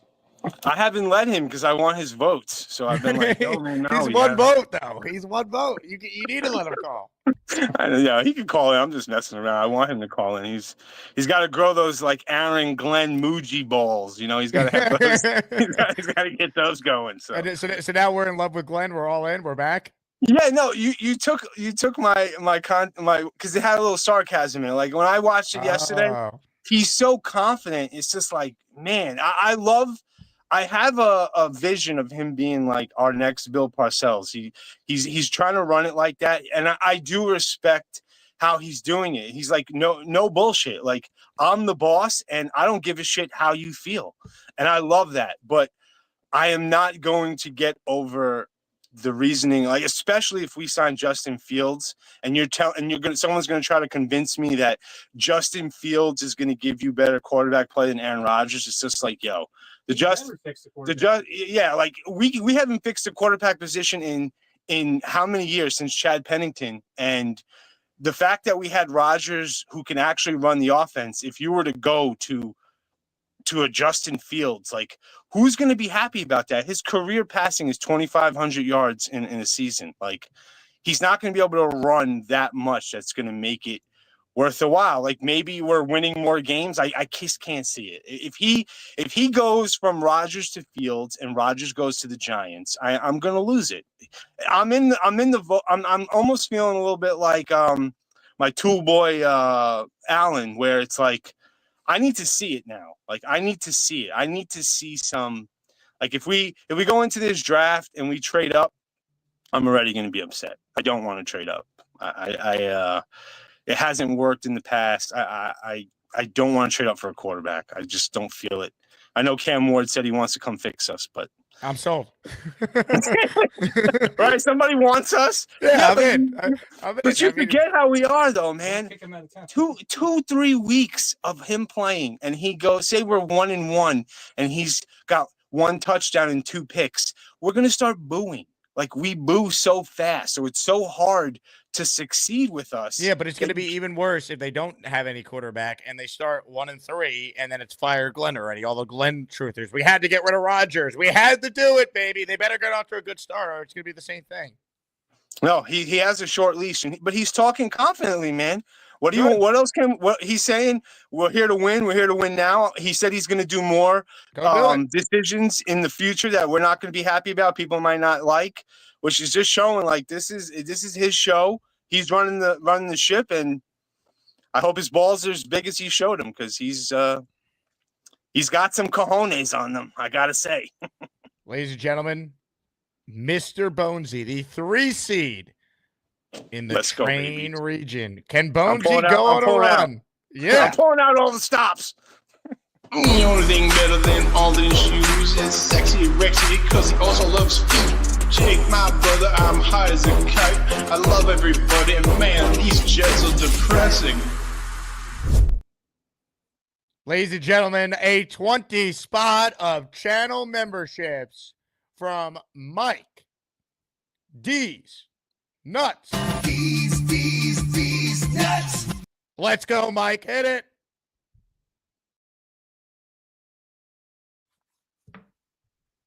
Ugh. Let's go. This thing even play? I don't even know. I don't even know if it played. I had a video set up for Mike D's Nuts. This video. Bang! Thank you, Mike D's Nuts, for another gifted membership.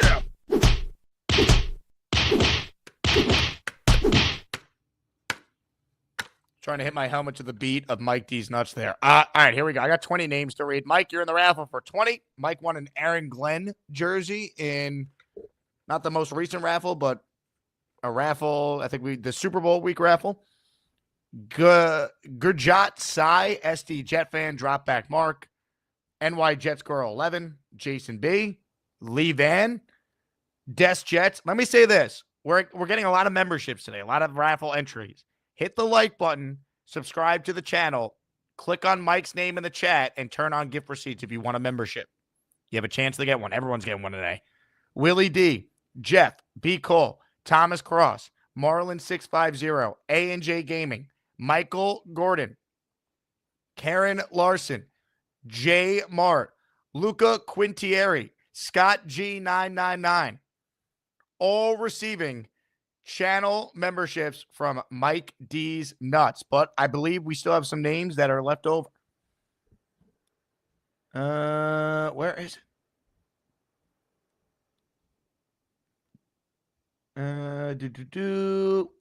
All right, that might have been 20. I don't know. YouTube's not showing me more. Either way, Mike, you're in the raffle for 20.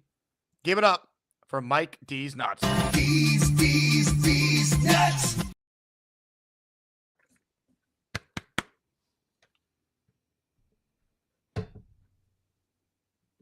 All right.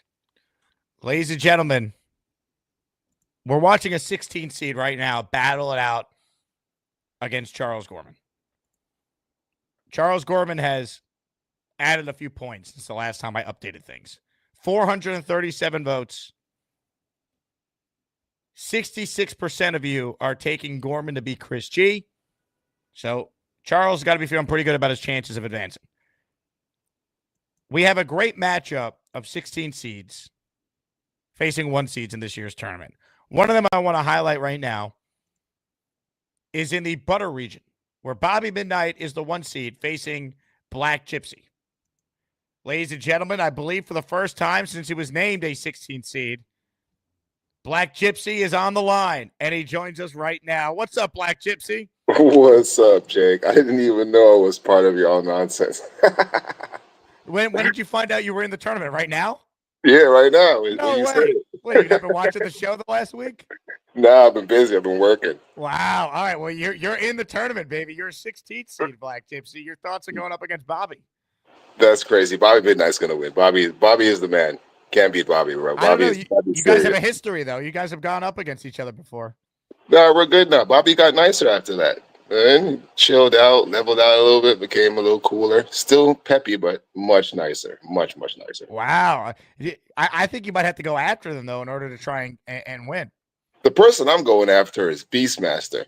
Beastbreaker, whatever his name is. On sight, I'm slapping him. On sight. Every time he talks, I want to slap him in the mouth. And his connection just it makes it worse. It's like you're adding all the pieces to make a douchebag. Like he has everything to be the perfect douchebag online. Like he's perfect for the show. However you figured out to get him involved in the show, it's a perfect distraction. Like we don't really care what he says, but when he does say something, it's like, what the? All right. I think he makes a lot of good points. He makes no good points. I've never heard him make one good point ever, ever since I've listened to him. Wow. Like, the only time I've ever heard him say something that was semi-coherent was when he was trying to pitch your stuff. It's like the Jake Asman show. He's a great pitch man. He's like Peyton Manning in commercials. Basically, like not even listening to what the other person say. I'm just going to say what I want to say over and over and over. He reminds me of like a big baby stuck in a basement. Like I don't think he ever leaves the basement. What about the attic? Do you like the attic? Yeah. Like I don't think he ever leaves. Like I give him props though for his commitment because he's committed to that character that he's doing. Well, I'll tell you what, Black Gypsy. Maybe we should have had you go up against Beastbreaker in that opening round. Definitely should have put me up against Beastbreaker. I don't want no smoke with Bobby. Bobby's cool. Bobby's Bobby. it's Bobby.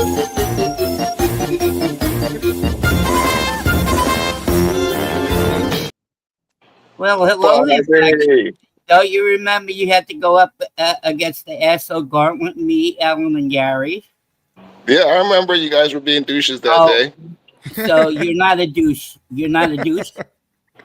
Nah. So I think I'm gonna wipe the floor with you. So good luck in the tournament. Good luck, douchebag, in the tournament. I hope you have a good tournament. I hope everybody votes for you. You know, if they want to. So Bobby, Yeah. if you were a football team, what team would you be and what team would I be this year? Well, I hate the Giants, so the Giants suck. I'll be the Jets, and you could be the Steelers. So you're going to make me the Steelers? Yeah, like that. Yeah. If I was the Steelers, then you lose because the Steelers are going to mollywop the Giants. Well, yeah. Well, yeah, you could. If we're going by, Mikey's going all the way in the tournament. So, yeah. I think you're going to end up top 4, Bobby. I don't think so. I think Mikey. They said Mikey got 52% of the votes. So You got to bring the thunder, Bobby. You got to find somebody to go off on. Yeah. Well, I thought you didn't like me. Nah, we're good. You just had that one day of being a douche. I told you were a douche, and then ever since then, you being a douche. Yeah, you just had one day. Yeah, but you were being a douche online. That's the only person I get to see. I don't get to hang out with you when you're not online. Well, I'm not a douche all the time. Sometimes in the last 2 months, I've been on my period. Yes, I am a douchebag. Yes, I'm being honest. I am. Yeah. Ask the chat. That's why they think I dropped. So because I've been a douche lately. So.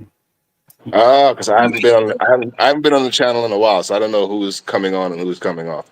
Well, Mikey's gonna win. Me and Jake have Mikey going, so Mikey's gonna win it all. Yeah, ever see Mike call in?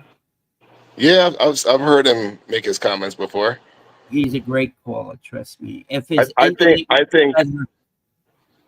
think you should be top 4, at least top 8, at least top 8. I appreciate that. Thank you. You have more faith in me than you. You have more faith than I am in me. So thank you. I appreciate it. All right. Okay. Well, good talking. Yeah, good talking to you. Have a good tournament. I hope you may upset me. Bye now. It's time for ASMANAIC Madness. Who will cut the nets down as the top ASMANAIC for 2025? Some of you don't even care, but we do. Let's get to it. How about the fact that Black Gypsy had no idea he was in the tournament till right now? Black Gypsy, stay tuned, man. I could give you some advance notice when your matchup will be. We just got to count. We're doing a matchup a day. The matchup tomorrow is the 8-9. Jason and Jerusalem. The matchup after that, as we go in order from left to right. This will be Monday morning. JJ versus June the GM. Now, the problem with JJ is he apparently retired from the show, yet he's a 5 seed. But guess who's on the line right now? JJ himself. JJ, you retired. What's this? Yeah, I retired like 2 months ago, I think it was. So, I just came on here today to say I don't really know who June the GM is, so I don't really have any, opinion on him, but I hope he goes far in the tournament because it's his to do. Like, I haven't been here in 2 months. There's no way that It's based on the last year, though. And you obviously, to me, your most famous call was 20 minutes into free agency, you being pissed at Joe Douglas for not signing anyone. You wanted the big splash. I don't think that's my most famous calls. I've had some other memorable ones. Couple arguments between me and you. Couple super chats. 4-3 comes to mind. 4-3 when you yelled at that. So, I do have some memorable moments, but at the end of the day, I'm retired, man. I'm living life. I check in every once in a while. Me and Alan kind of paved the way for the negative Jets fans, the haters. And I think that we've left the show in a good spot. So, I just came to say hi to everybody. June the GM. Is still here every day. He just doesn't call in because he says he can't for his job. Yeah, I'm here. I'm pretty much here every day. I watch the show. I just don't comment. I'm in the background. I seen June. Actually, the only reason I'm calling now is because June the GM, he came on like 2 or 3 days ago and he was talking about how Nick Shine said I had a memorable call, and he was a little upset, and he was trying to convince you to switch our matchup to Tuesday. I saw that, so I just wanted him to know, hey man, we don't got to switch the matchup to Tuesday. This is a layup for you. If you don't if you don't beat me, a retired guy, I don't know what to tell you. So I'm rooting for him. I'm gonna give him a little bit of help though. I see what you're doing. You're calling it right just to remind people exactly who you be. I'm not trying. Listen, hey, there's no ulterior motives. Personally, I could care less how I perform in this tournament. I actually, and this is going to give a little bit more fire for June to beat me. I think Gary is the greatest Jake Asman caller. And when you start the Jake Asman Hall of Fame of callers, Gary should be the first ballot #1 inductee. Okay, Gary brings so much to the show, and he's such an underrated caller. I think it's blasphemy that you guys got him as the #2 seed. He's clearly a #1 seed. He calls in every day. He's consistency. He has characters as well, not characters in a negative way, but he has his wife, he has his daughter, he has the babysitter. He brings a lot to the table, and you guys are making him a #2 seed. What are we doing here? Look, I could tell you this. Now, for the record, I had no final say on the seat. It was up to the committee. But I would say of the 6 people on the committee, 2 or 3 of them were advocating for Gary to be a 1. It's hard. We have an incredible amount of great callers. Who's not deserving of being a 1 seed? If you're going to tell me Gary's a 1, Lane Train. Lane's a 1. Come on. No, he's not. Over Gary? Is. Come on. Lane Train gave us Knoble. You know how much content we got out of Knoble the last year? Yeah, but that doesn't make him a 1 seed. All right, I can. If you want to say Lane Train, there's no way then Bobby. Then you got to replace Bobby with Gary. I'm sorry. You know what? Half the time, Bobby's calls. That was the argument. I can let you know that was the argument by one particular committee member saying Bobby should be a 2, Gary should be a 1. Can we admit that half the time Bobby's calls are based off of something that Gary said to Bobby? Eat butter.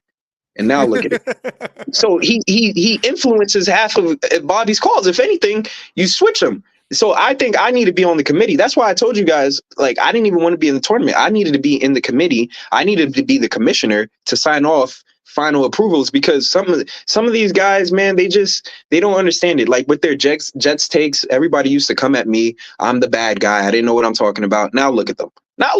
Look, where's Joe Douglas? Where's Robert Sala now? Where are they?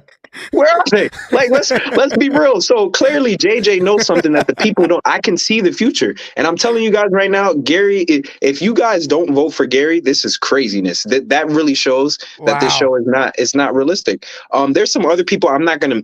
Can you pull up the bracket real quick? I want to just see the Chiefs fan. Hennessy Heisman, this guy is funny because Hennessy Heisman was a huge Joe Douglas and Robert Saleh fan, and he used to come on the comments and talk crazy to me. And anyways, I'll let him be though. Can you pull up the bracket though? I just want to see something real quick. Hold on.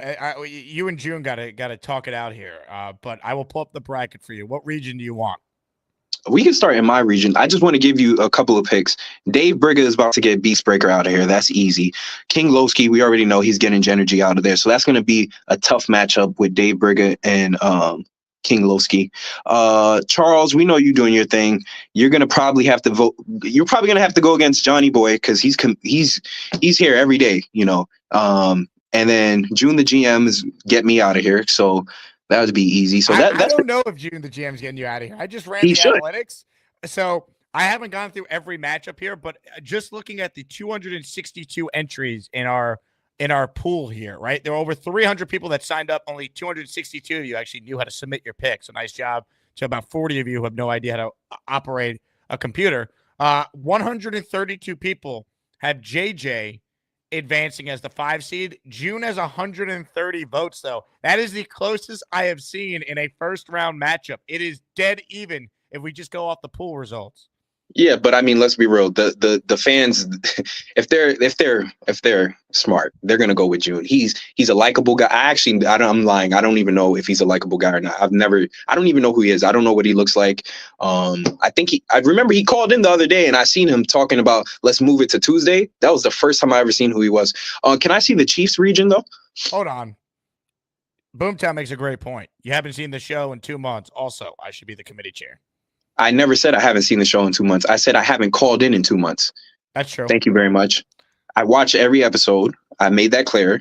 Just like Allen, I just don't comment. So be quiet. Ladies and gentlemen, Anyways. June the GM is on the line. Hey, what's up, man? How you feeling? Hey, what's going on? Hey, JJ, listen, man. I didn't say nothing to Nick. I respect you. You come with high credentials. You like Kentucky in the NCAA. You know what I'm saying? I'm like St. John Fisher. You guys probably never even heard of that school, the D3 school. Ah, man, much respect to you, man. I'll be honest. I'm grateful to be in the tournament, man. I heard you're an OG legend. You got some amazing takes. You know what I'm saying? I personally don't want you to bow out. I want to earn my victory, to be honest with you. It's too late. I already bowed out. I want the fans to vote for you, man. I'm sure you're going to have some memorable moments coming up in the future. You are a GM, so let me ask you this. What would you have done? Would you have kept Aaron Rodgers or got rid of him? That's tough, right? Because when you really think of it, I understand why Glenn didn't keep him, right? Because Glenn is trying to change the culture, and he already knows there's going to be some type of friction with Aaron. Regardless if people say no, there's going to be some type of friction there. You know, it's just the two alphas, man. You can't have two lions leading the same pride. So I get it. But me personally, I wanted Aaron back. Let me just address something in the chat because it goes along with this. This guy, MM Morris, says that JJ and Allen never have a good solution. See, my solution, right, is why not us?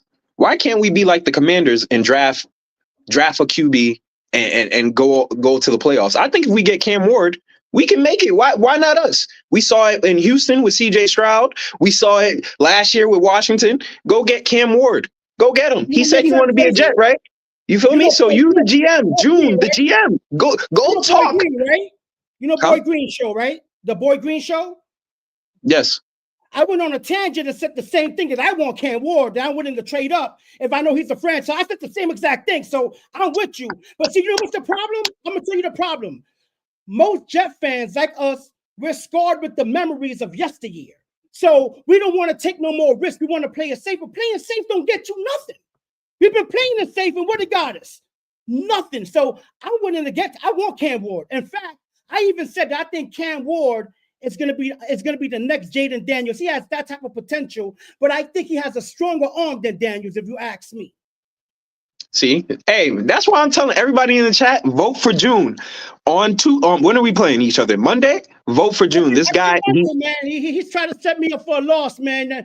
I'm not. Jake said that when I'm not available, man. You know how Jake is, man. I don't know. I gotta earn his love. Listen, man. Hey, get me out of here and then go to the next round. I want you to upset Charles. I like Charles, but I want you to upset him because Charles, I need Charles to get out of the tournament so that Gator can shine. Because if Gator and Charles have to face each other in the final or in the quarterfinal, whatever it is, once Gator and Charles have to face Gary. Once Gary and Charles have to face each other, oh my gosh, I'm scared for my guy Gary, man. So I need you to get Charles out of here and let's go. Hey, Gator, man, worst retirement ever. I agree. I'm just here for today, man. Don't worry, you're not gonna have to see me too much. I'm a fan of yours, man. I want you to come back, man. I enjoyed this talk with you, man. You know. Hey, listen. I'll be around. Man. Next year, you know, who knows? I think I'm gonna ask for a refund for my season tickets. I can't do it no more. I've paid way too much money. So not yet. You gotta relax. Not yet. I promise you. Not yet. I have a feeling we're gonna fight for a playoff spot this year. I know it sounds crazy. Hey, listen, if we get Cam Ward, sign me up. I already paid. So, but if we don't, and we bring in like a Justin Fields, which I'm not mad at Justin Fields, but if we bring in anybody other than Cam Ward, I don't know. I like him, man. I like him, Mr. Nonchalant. What if Shador lands in our lap? Do you pull the trigger? Jake don't like Shador, so we can't get him because Jake don't like Shador Sanders. He don't want him. Whoa. You don't want to deal with his dad. You said it. I don't understand the thought process of getting rid of Rodgers and then drafting another celebrity quarterback who's got his own podcast and has the Dion thing. I'm not against if they did it, I would understand it. I just think it'd be hypocritical based on some of the reasons they're trying to say they needed to move on from Rodgers. You know what I love about you, Jake?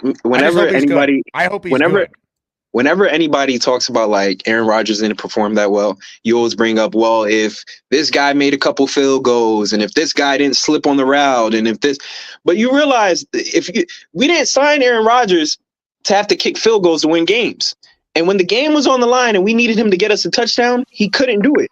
So go with the young pup, Shador Sanders, Mr. You know what I mean? You seen how many comebacks he had in college? I understand he's a celebrity. Translate to the NFL. And also, your point on Rodgers, I didn't expect him to be MVP Rodgers. He played well enough for if the defense was what it had been and Greg Zuerlein was what he was, they would have won more than 5 games. That's always been my point. Yeah, but we got to remember, it's a league to league. It's a year to year league. So what we did with the defense last year, don't guarantee that we're going to do it again this year. And when you have a head coach who's terrible, a GM who's terrible, a old man at quarterback who's seen his last days, and I'm gonna end on this because I'm retired. I got to go on a beach and play some golf later. You're not retired. But I do want to say this one last thing. Send the press release. I'm back. I do want to say this one last thing, right? Aaron Rodgers ruined this franchise, and I'm going to tell you why. If it wasn't for Aaron Rodgers, we wouldn't have kept Robert Saleh. We wouldn't have hired Hackett as the offensive coordinator. We wouldn't have picked up Alan Lazard. We wouldn't have had Tim Boyle on the team. JJ, the playoff drought was at 12 years when he got here. How did he ruin the franchise? They were already terrible. Because we had a better record before he got here. If we got rid of him, we could have had Dan Quinn, who you didn't want. You just said it's a year-to-year league. You didn't want Dan Quinn. We could have got Dan Quinn as our head coach. There were so many other head coaching options other than Robert Saleh, and we had to stick with Robert Saleh for another year because Aaron Rodgers likes Saleh. I don't care what he likes. JJ, it's because he got hurt on the 4th play of the season. Hold up. Yeah. Let me ask JJ something. JJ, let me ask you a question though. For that moment in time, for that glimmer of time, he didn't give you a little bit of hope, Aaron Rodgers? Come on now. You acting up. Give me hope. As soon as, listen, I'll tell you a quick story. I'm driving from work, right? Driving from work, Monday Night Football, 9/11. I'm rushing, speeding, trying to get to the game. I'm parking my car. I'm walking to the stadium. As I'm walking, it's so quiet. I'm like, why is this? We had a Jets game, baby. Why is it quiet? Somebody who's walking in the game told me, you didn't hear Aaron Rodgers? Because I got there late because I had to come from work. Aaron Rodgers, he hurt himself. He hurt his ankle. It looks like I'm like, no way. I'm sitting in the game. I'm watching the game. Comes out, yeah, he's not coming back today. Okay, whatever. We end up winning the game, and I forget the guy's name. He's terrible. Our punt returner, terrible. He had that touchdown to win us the game, and I had a little bit of hope. And then it comes out that Aaron Rodgers is done for the season, and at that moment, I realized. Anyways, I'll end right there. You want to hear something? You know why Aaron Rodgers got hurt? Because he's old. That's why he got hurt, because he's old. This might be my greatest take ever. You want to know why? Because Joe Namath sold his soul for that Super Bowl victory over the immortal Colts. The Colts were supposed to beat us by 50. And because he sold his soul, but we ain't break the curse yet. It's not broken yet. Because it keeps happening. Even my wife wants me to betray the Jets. It's Joe Namath's fault.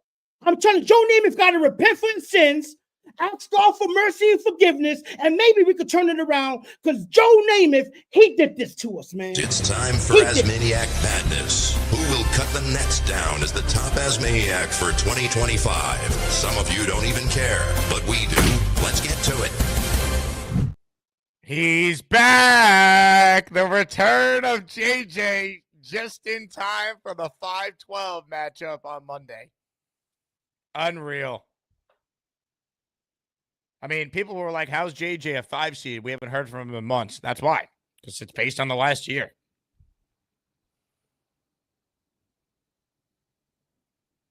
June, JJ, what a matchup. What a matchup. Are you kidding me? JJ's not retired, by the way. If you believe that, all right, I have a bridge to sell you.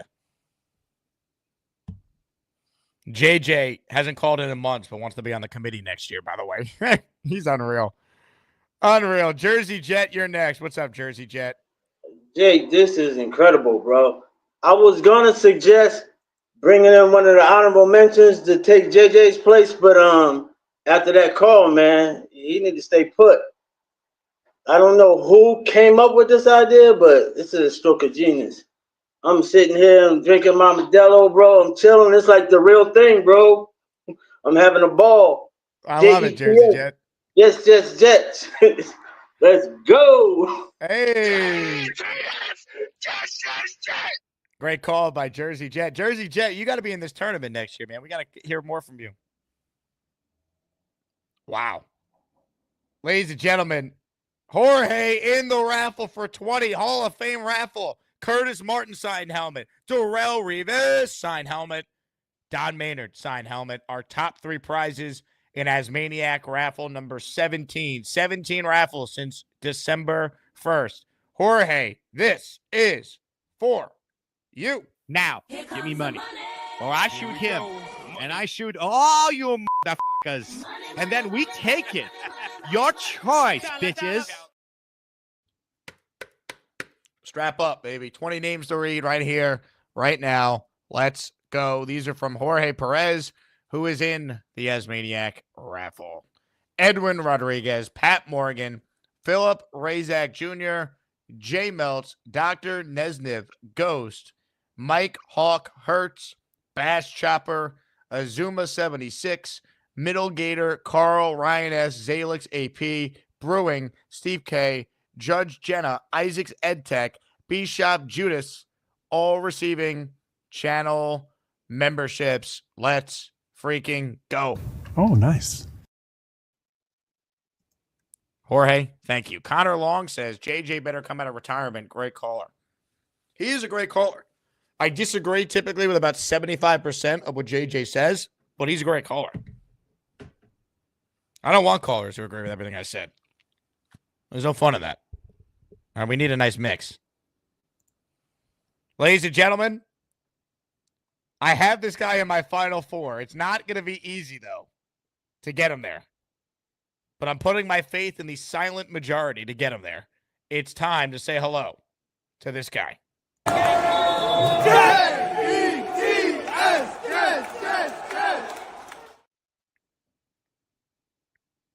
Hello, Jake. Hello, Neil. Having my lunch. I'm going to be,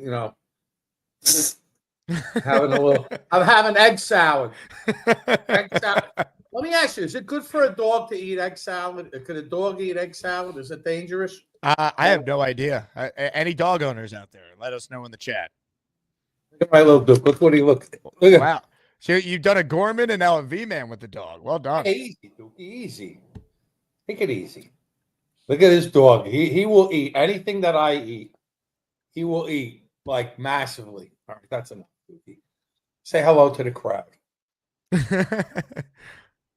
He has. I took him to the vet, and the vet says he has a collapsed trachea. So the vet says, "Does anybody smoke in the house? Does anybody smoke?" So obviously, I'm the reason my little buddy here has got a collapsed trachea. He's not doing well. Oh, he wheezes. You can hear it. It's terrible, but he's all right. He'll be fine. I heard JJ there. Like you said, Jake, 75% of his takes are really for shit. I got to tell you, but I got to give JJ credit for one thing. He's still a season ticket holder. Yes. I mean, he's a real Jet fan. Are you kidding me? Yep. You know what it would? I told them when they called me up to renew.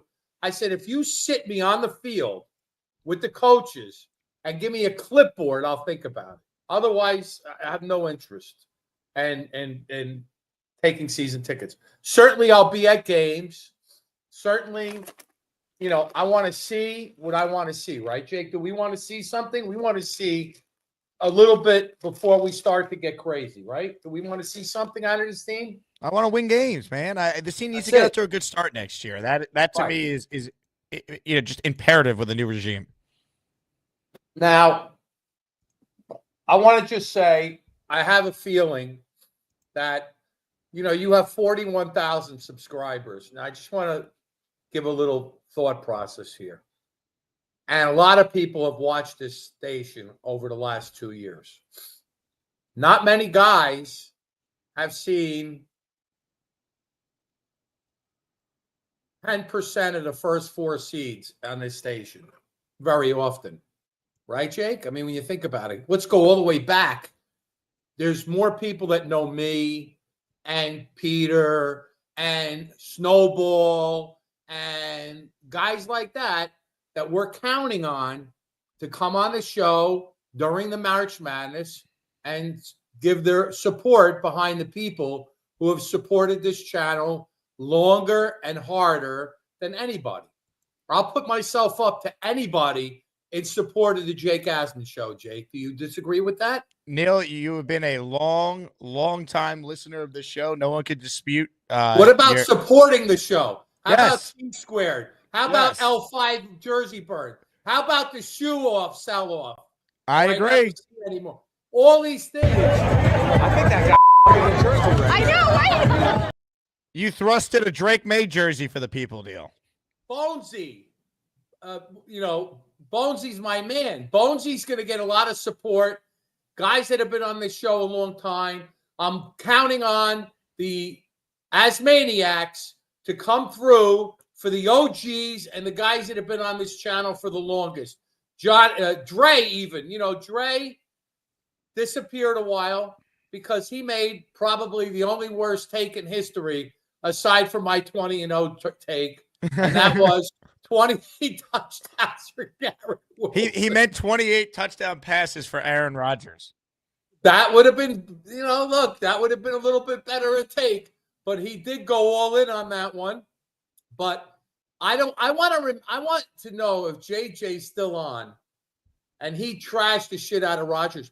How many wins did he have us having that last year, Jake? I kind of believe JJ was in the at least 11 to 12 win thing, correct? I don't know, but I'd imagine he thought this team, like Medi, was going to be pretty good. I don't really think anybody thought it was going to be less than a 10-win team. Even Allen said 10 wins. So now, what's this guy I've been, Tyler Shook, okay, Shook, is my Shook. This is a guy that Greg Cosell likes, who all he does is study quarterbacks. He's the nephew of Howard Cosell, probably one of the smartest guys out there, certainly smarter than anybody on this channel. I saw him a bunch this week. He was there. Yeah, and I want to tell you something. That was his second or third. He had 5 top quarterbacks, and I think he picked Tyler Shook as the second quarterback out of the 5 top guys on the draft. I don't know why he picked him. I know the guy's 26. And, Ross, Philly Noodles just came across. He was with Ross Tucker, right? Ross Tucker, the former Giant. Jake, remember that? Yes. And he was on with Ross Tucker. And when he said this guy, Tyler Shook, I said, wow, there's something. Neil, just so you know, it's Shook. Shook. Tyler Shook. Shook. Right. Like Shuck. Like shuck an oyster. Yeah. He's shucking oysters, baby. Let's shuck some oysters with Tyler Shook. Now, Neil, I don't know. I have some data for you.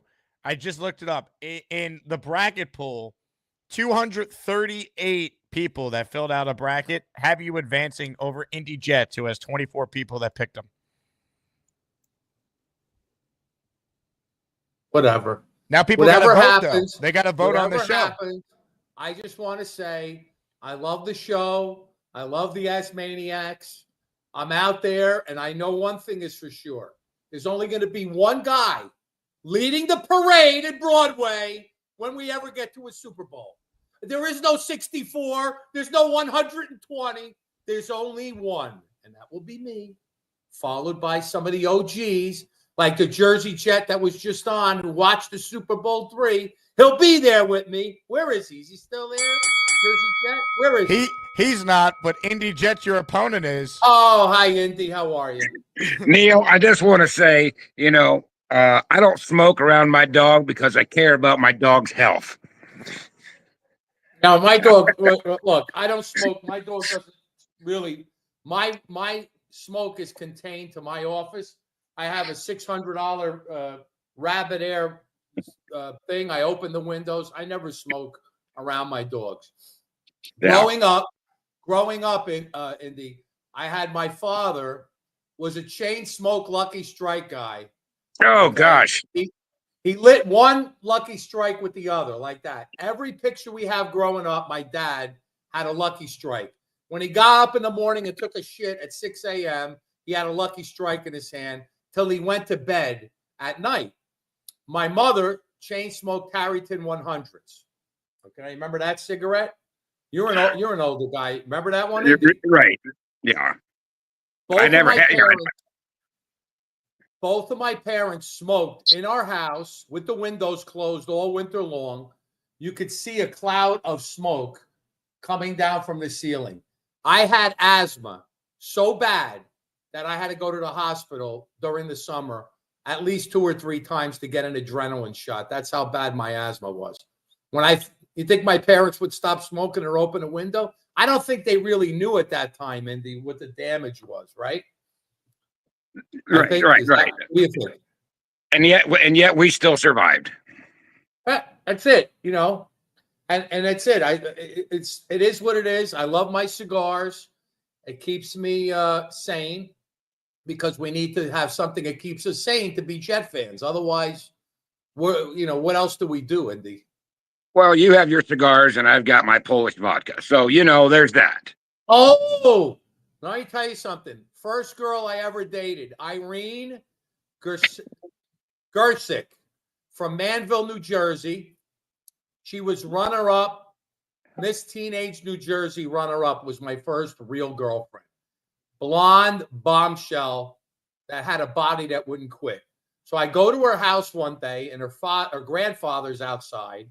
And he's sitting down and he goes, "You must have a drink with me."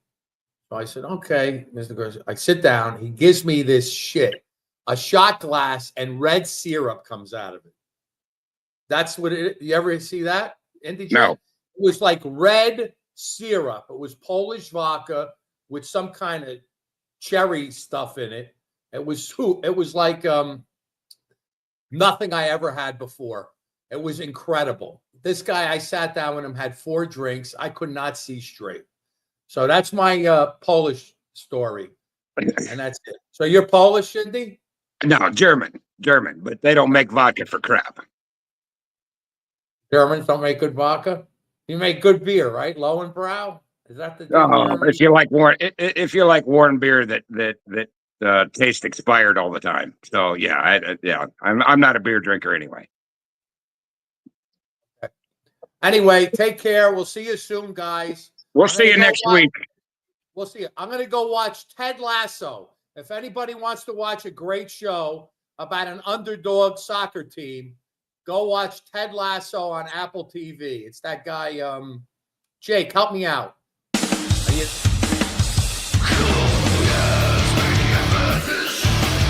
Who's gonna be the best of the bunch?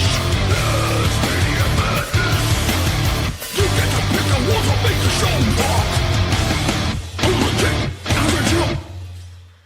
Of the 17,000 points that Neil made in that call, Neil bringing up Ted Lasso as if it's a show that's not one of the most popular shows on the planet for the last several years is my favorite.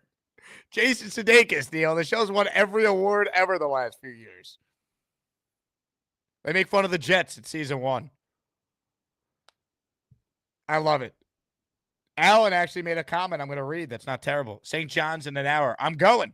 I got to go head to the Garden shortly. Watch the Johnnies clinch the Big East. I love it. Neil having no idea about Ted Lasso. Being like, I found this show everyone should watch. What's the next show you're going to recommend, Neil? This show called The Sopranos? I hear that's pretty good, too. Very underrated show. No one talks about that one. Ted Lasso. That's why I got Neil going to the Final Four, man. I think the silent majority is going to come through from. My big debate, though, was the 2-3 in that matchup in that region. I really struggled with this because I had David T originally beating Neil. And then I was like, I don't know. I feel like, I don't know. It was a coin flip for me. Plus, you want to differentiate your bracket, too, because I think everyone's going to put David T ahead of Neil. So I'm like, where could I gain some points? And I thought Neil had a chance.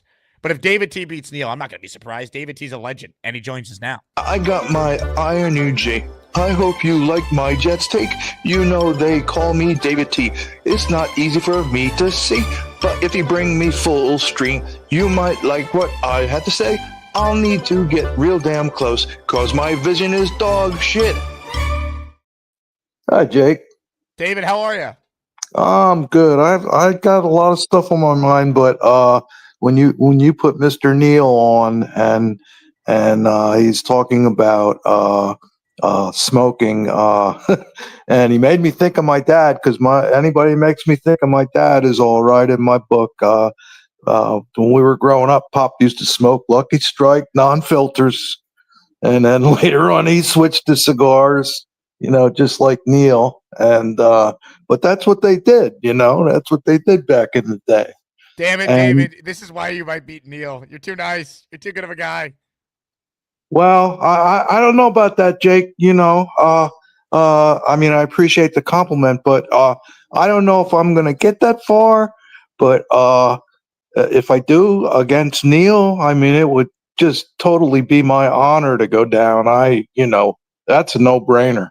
Well, David T, your matchup against Big Cho is definitely compelling. And then after that, you playing either Purple Belt Mike or Nick. The pool has you playing Purple Belt Mike. I am curious about your matchup, though. How many people have you in that one? So I'm going to look it up right now. Let's see.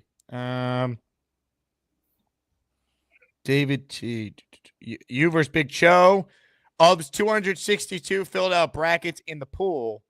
Let's see where the Asmaniacs are leaning here. I'm going to guess you have a lot of votes. Let's see. Let's do pick breakdown, team by team predictions. No, I need prediction summary.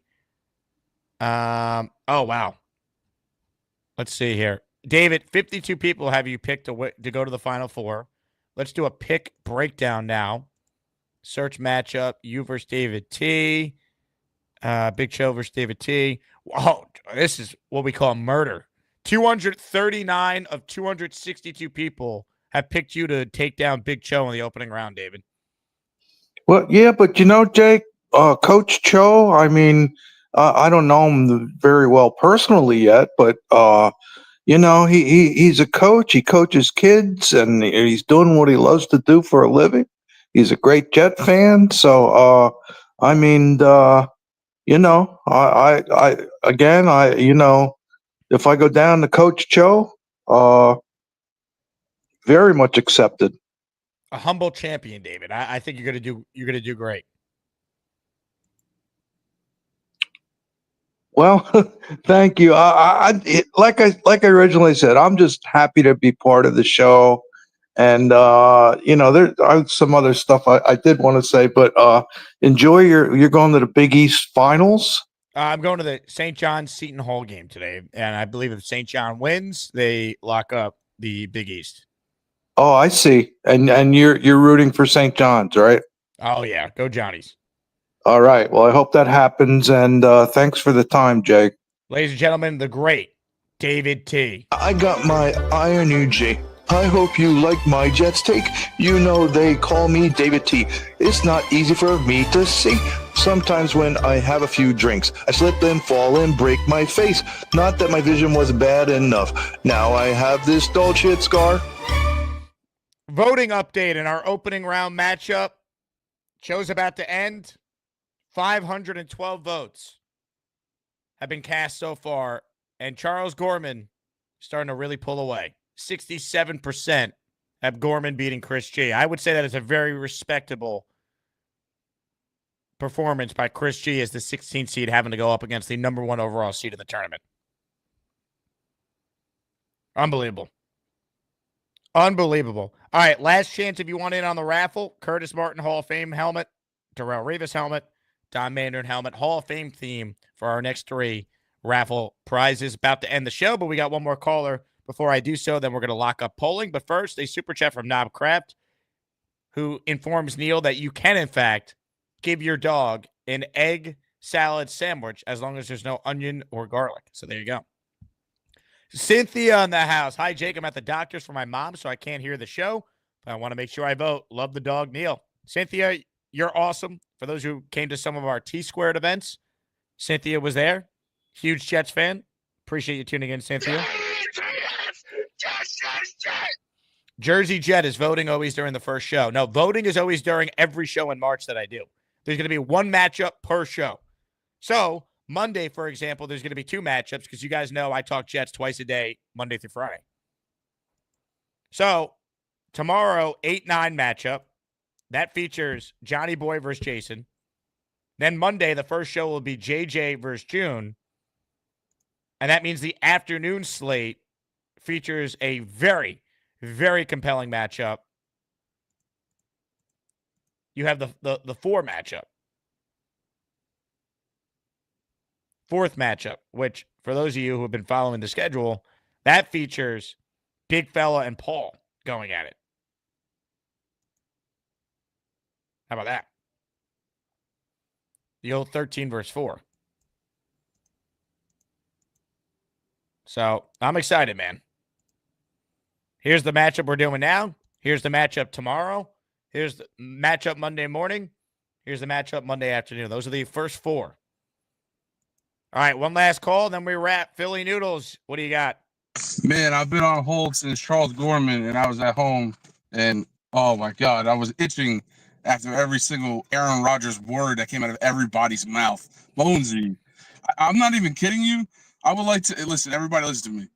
If you have any feeling that is opposite of the majority takes, and not to say like JJ or Allen, but just in general of AR and everything, please vote me forward because I'm going to continue to fight the Aaron Rodgers truthers to stop, which is probably the majority of the callers, right? So I basically need to fight the majority. So let's push me forward to fight the majority. I need to take out Bonesy. No man playing with men's feet and putting in suede shoes on feet is going to tell me about Aaron Rodgers, who needs God knows what type of insoles to get his ass still moving out of bed at this point in time with his Achilles. So please stop. I love him to go to the Giants and shit the bed again and have Malik Neighbors scream Odell Beckham his ass out of the fucking Giants franchise, which is going to happen when he's throwing it to Devontae. That's a clear thing that's going to happen. It's going to happen, I'm telling you. And then Mooj, drop the nuts. Aaron Glenn is there. Drop the nuts. Go get Cam Ward. Make it happen. JJ's take. First take I have ever 1,000% said sold on it. He's right. I've been screaming it. Dude, I need to take out the majority. I mean, everybody, let's go. Doug on the I haven't even seen Doug. Doug could be Philly's limp noodle. Honestly, he might be because I haven't even seen him online at all ever. And just help me steamroll through Doug. We got to keep it moving. The AR truth has got to go down. There's a lot of them. Look, that's Neil, Bonesy, Rob from Glenhead, June. I have to take out everybody. I have to. You wanted Daniel Jones? No, I didn't want Daniel Jones. I said Daniel Jones on the bench. What's the matter with that? He's not Aaron Rodgers. Oh, I never said he was going to be a starter. Our starter's going to be Tyrod. We're going to have the 2 guys who were both on previous franchises fighting against each other game 1. You know what I mean? That's let's watch the statistics. Aaron Rodgers versus Tyrod Taylor. Limp Noodle says that you have RDS. I don't even know what that means. Rodgers derangement syndrome. Oh, no, that's what people have if you like Rodgers. That's a derangement. You are deranged for liking Rodgers, correct? No. You hate No, Rodgers. no, that's the way you that blame goes. him for all the issues this team has. No, I don't blame him for the kicks, and I don't blame him for some of the defensive problems. But when you needed a game to win, he couldn't get it done. And then he's throwing pick sixes and losing overseas. They had the lead how many times in the 4th quarter, only for the defense to blow it? Come on, man. It's everything. It's everything in a nutshell. That's why we move forward. It is everything. It's more than just the quarterback. It takes more than just the quarterback to win games in the NFL. And the most famous comment, I think you've said it plenty of times, is if Aaron Glenn is such a coach that can handle situations no matter what, why would he move on from Aaron Rodgers? That speaks volume. He is saying, no, we are not going to do this with this guy again. No, not him. No. So for him to do that, it's really telling and spelling of how bad the nuance in the room would be with Aaron Rodgers, because the polarizing effect. Listen, if Dable can handle the polarizing effect, great. It's not going to give them the playoffs. Their offensive line couldn't hold Daniel Jones, who's a mobile quarterback. How the hell do you expect? I think you might get rocked by Doug on the couch. I don't think this call. Just basically, I'm reading the comments here. Vinny, Rodgers. I just told you the majority's on right now, bro. Black Gypsy, Philly Noodles, you suck. Whoa, easy there. The majority's on. The majority's on right now, bro. Well, I'm looking at the prediction pick breakdown, and according to the people that filled out brackets, 140 of them have you beating Doug versus 122 picking Doug here. But I Yeah, it's caution close. you, I Philly. thought we would have a close. I thought we would have a close battle. But as long as Robert C is there, he's just gonna say me all day. He's gonna scream Philly noodles. You can see it right here. I mean, this is what we're looking at. I knew it would be tight. It would be a tight matchup for sure. First off, the seeding is just amazing. What they did. You know, I got to say, like everyone's saying, this March Madness is way more exciting than knowing Gonzaga is going to sneak into the Final Four every year. You know, this is it. Oh, and you keep saying the combine's finished. I know you left, but today's like one of the bigger days. Well, yeah, I mean, the media portion of the combine is done. That's why I didn't stick around, because like none of the players spoke. Yeah. It's over. The radio row's broken down. Oh, the combine is really Tuesday to Thursday where it matters. I could have left yesterday and would have been fine, but I wanted to do another day of shows. Did you see the Lions also let go of a linebacker? I wonder if that's going to be an intrigue to Aaron and Mr. Moogie. Some linebacker got dropped off the team. So I wonder. I got to double check who it was. I don't know if he was a good addition. Would be a good addition, but I hope they sign Sherwood. I hope they can maybe figure something out with the other two studs. Money wise, that's a whole other conversation. That's a whole other battle we can all go at all day. I mean, there's people saying they don't think that Garrett Wilson is worth 30 mil, and I think that just keeps him quiet for the indefinite future. And they're saying he should be worth about 25 or less. Gator says Philly Noodle's about to call into a sports show today to remind Jet fans how terrible Rodgers was. My fourth. Dude, I've been on the same call. I've been in the background for 2 hours. Well, Philly, I know you held on for a while, so I appreciate it. Good luck in this tournament, and we'll see how you do. Sir. All right, Truthers, I'm coming for you. Philly Noodles taking on the quote-unquote Rodgers Truthers. All right, some data before we wrap. I want to show the Asmaniacs. This is just from the 262 of you who filled out brackets. I'm actually surprised it wasn't more, considering like how easy it was to fill out a bracket. But hey, better odds for those of you who are competing for the prizes. Here's a prediction breakdown. Here's who was picked to reach the Final Four the most. Lane Kerner, Gorman, Mikey, and Cheats fan were the top four. Picked to reach the finals the most. Gorman, Mikey, Lane, Lowski, Gary, Bobby, Beast, David T, V-Man. Pretty interesting list here. Kyle Clifton getting some love with Castro. Even Allen. Come on. I retire from the show if Allen goes to the finals. That would be horrible. Picked to win the championship. I'm one of the 52 that picked Mikey.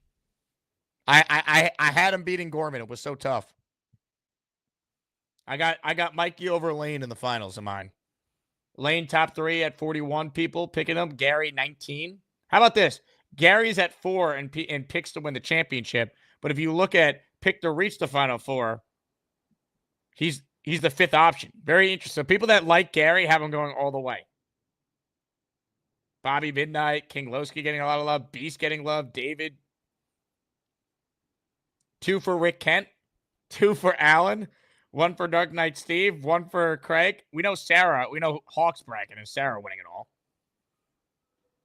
I mean, you make sweet love to a person you moved your whole life for. You got to pick her to win the tournament. Robert C. I like that one. Chef Kev. Who else got a vote? Ted getting a vote. The pot stirrer. Chris, you pick yourself as a 16 seed? I love it, man. The data we have here to reference. Unbelievable. Unbelievable. Let's give you guys who to root for.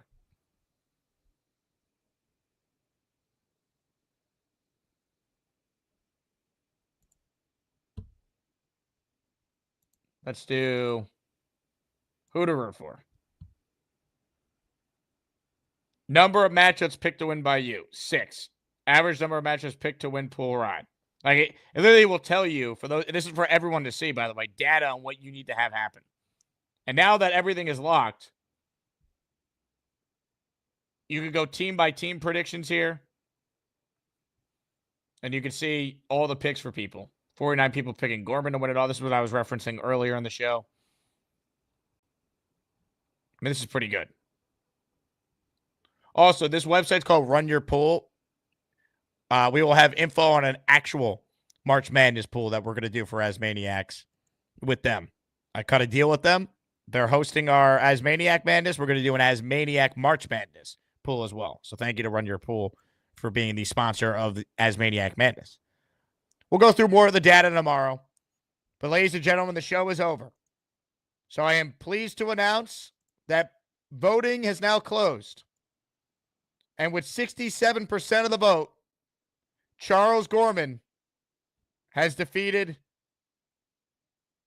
Chris Grosso to win the opening round. 528 votes, 67% versus 32%. Congratulations to Charles Gorman on winning his first round matchup against Chris G. Worth noting, Chris G fought hard, and I believe will be back in this tournament next year as an even higher seed. Or I guess a lower seed if we're going to be technical. Excellent opening round, which means tomorrow we get it on. The 8-9, Jason versus Johnny Boy. Show will be live probably around 11 a.m. Eastern tomorrow, in that range. So stay tuned for that. Thanks to everyone who voted. Over 500-something of you voted. 528 to be exact. Thank you to everyone who gifted a membership today. What a show. Chris with a statement. Much love to all the ASMANIACs. Chris, excellent job out of you. Excellent job. All right, I will update the results in the bracket pool so you'll see the update. Thank you all for watching. My name is Jake Asman. This has been the Jake Asman Show. I end the show by saying, F you, Colts mascot Blue. January 2003, 41-0, Jets beat the Colts. What were your thoughts that day? Yes. Oh! Just kidding. We love you. Football's family. Rough guy. Yeah. Rough gal. Love it. Oh. Incredible. Peyton Was he Manning's the last game. mascot A that loss went to the New York upside down Jets. and hung upside In down? Peyton's last game, you lost to the Jets.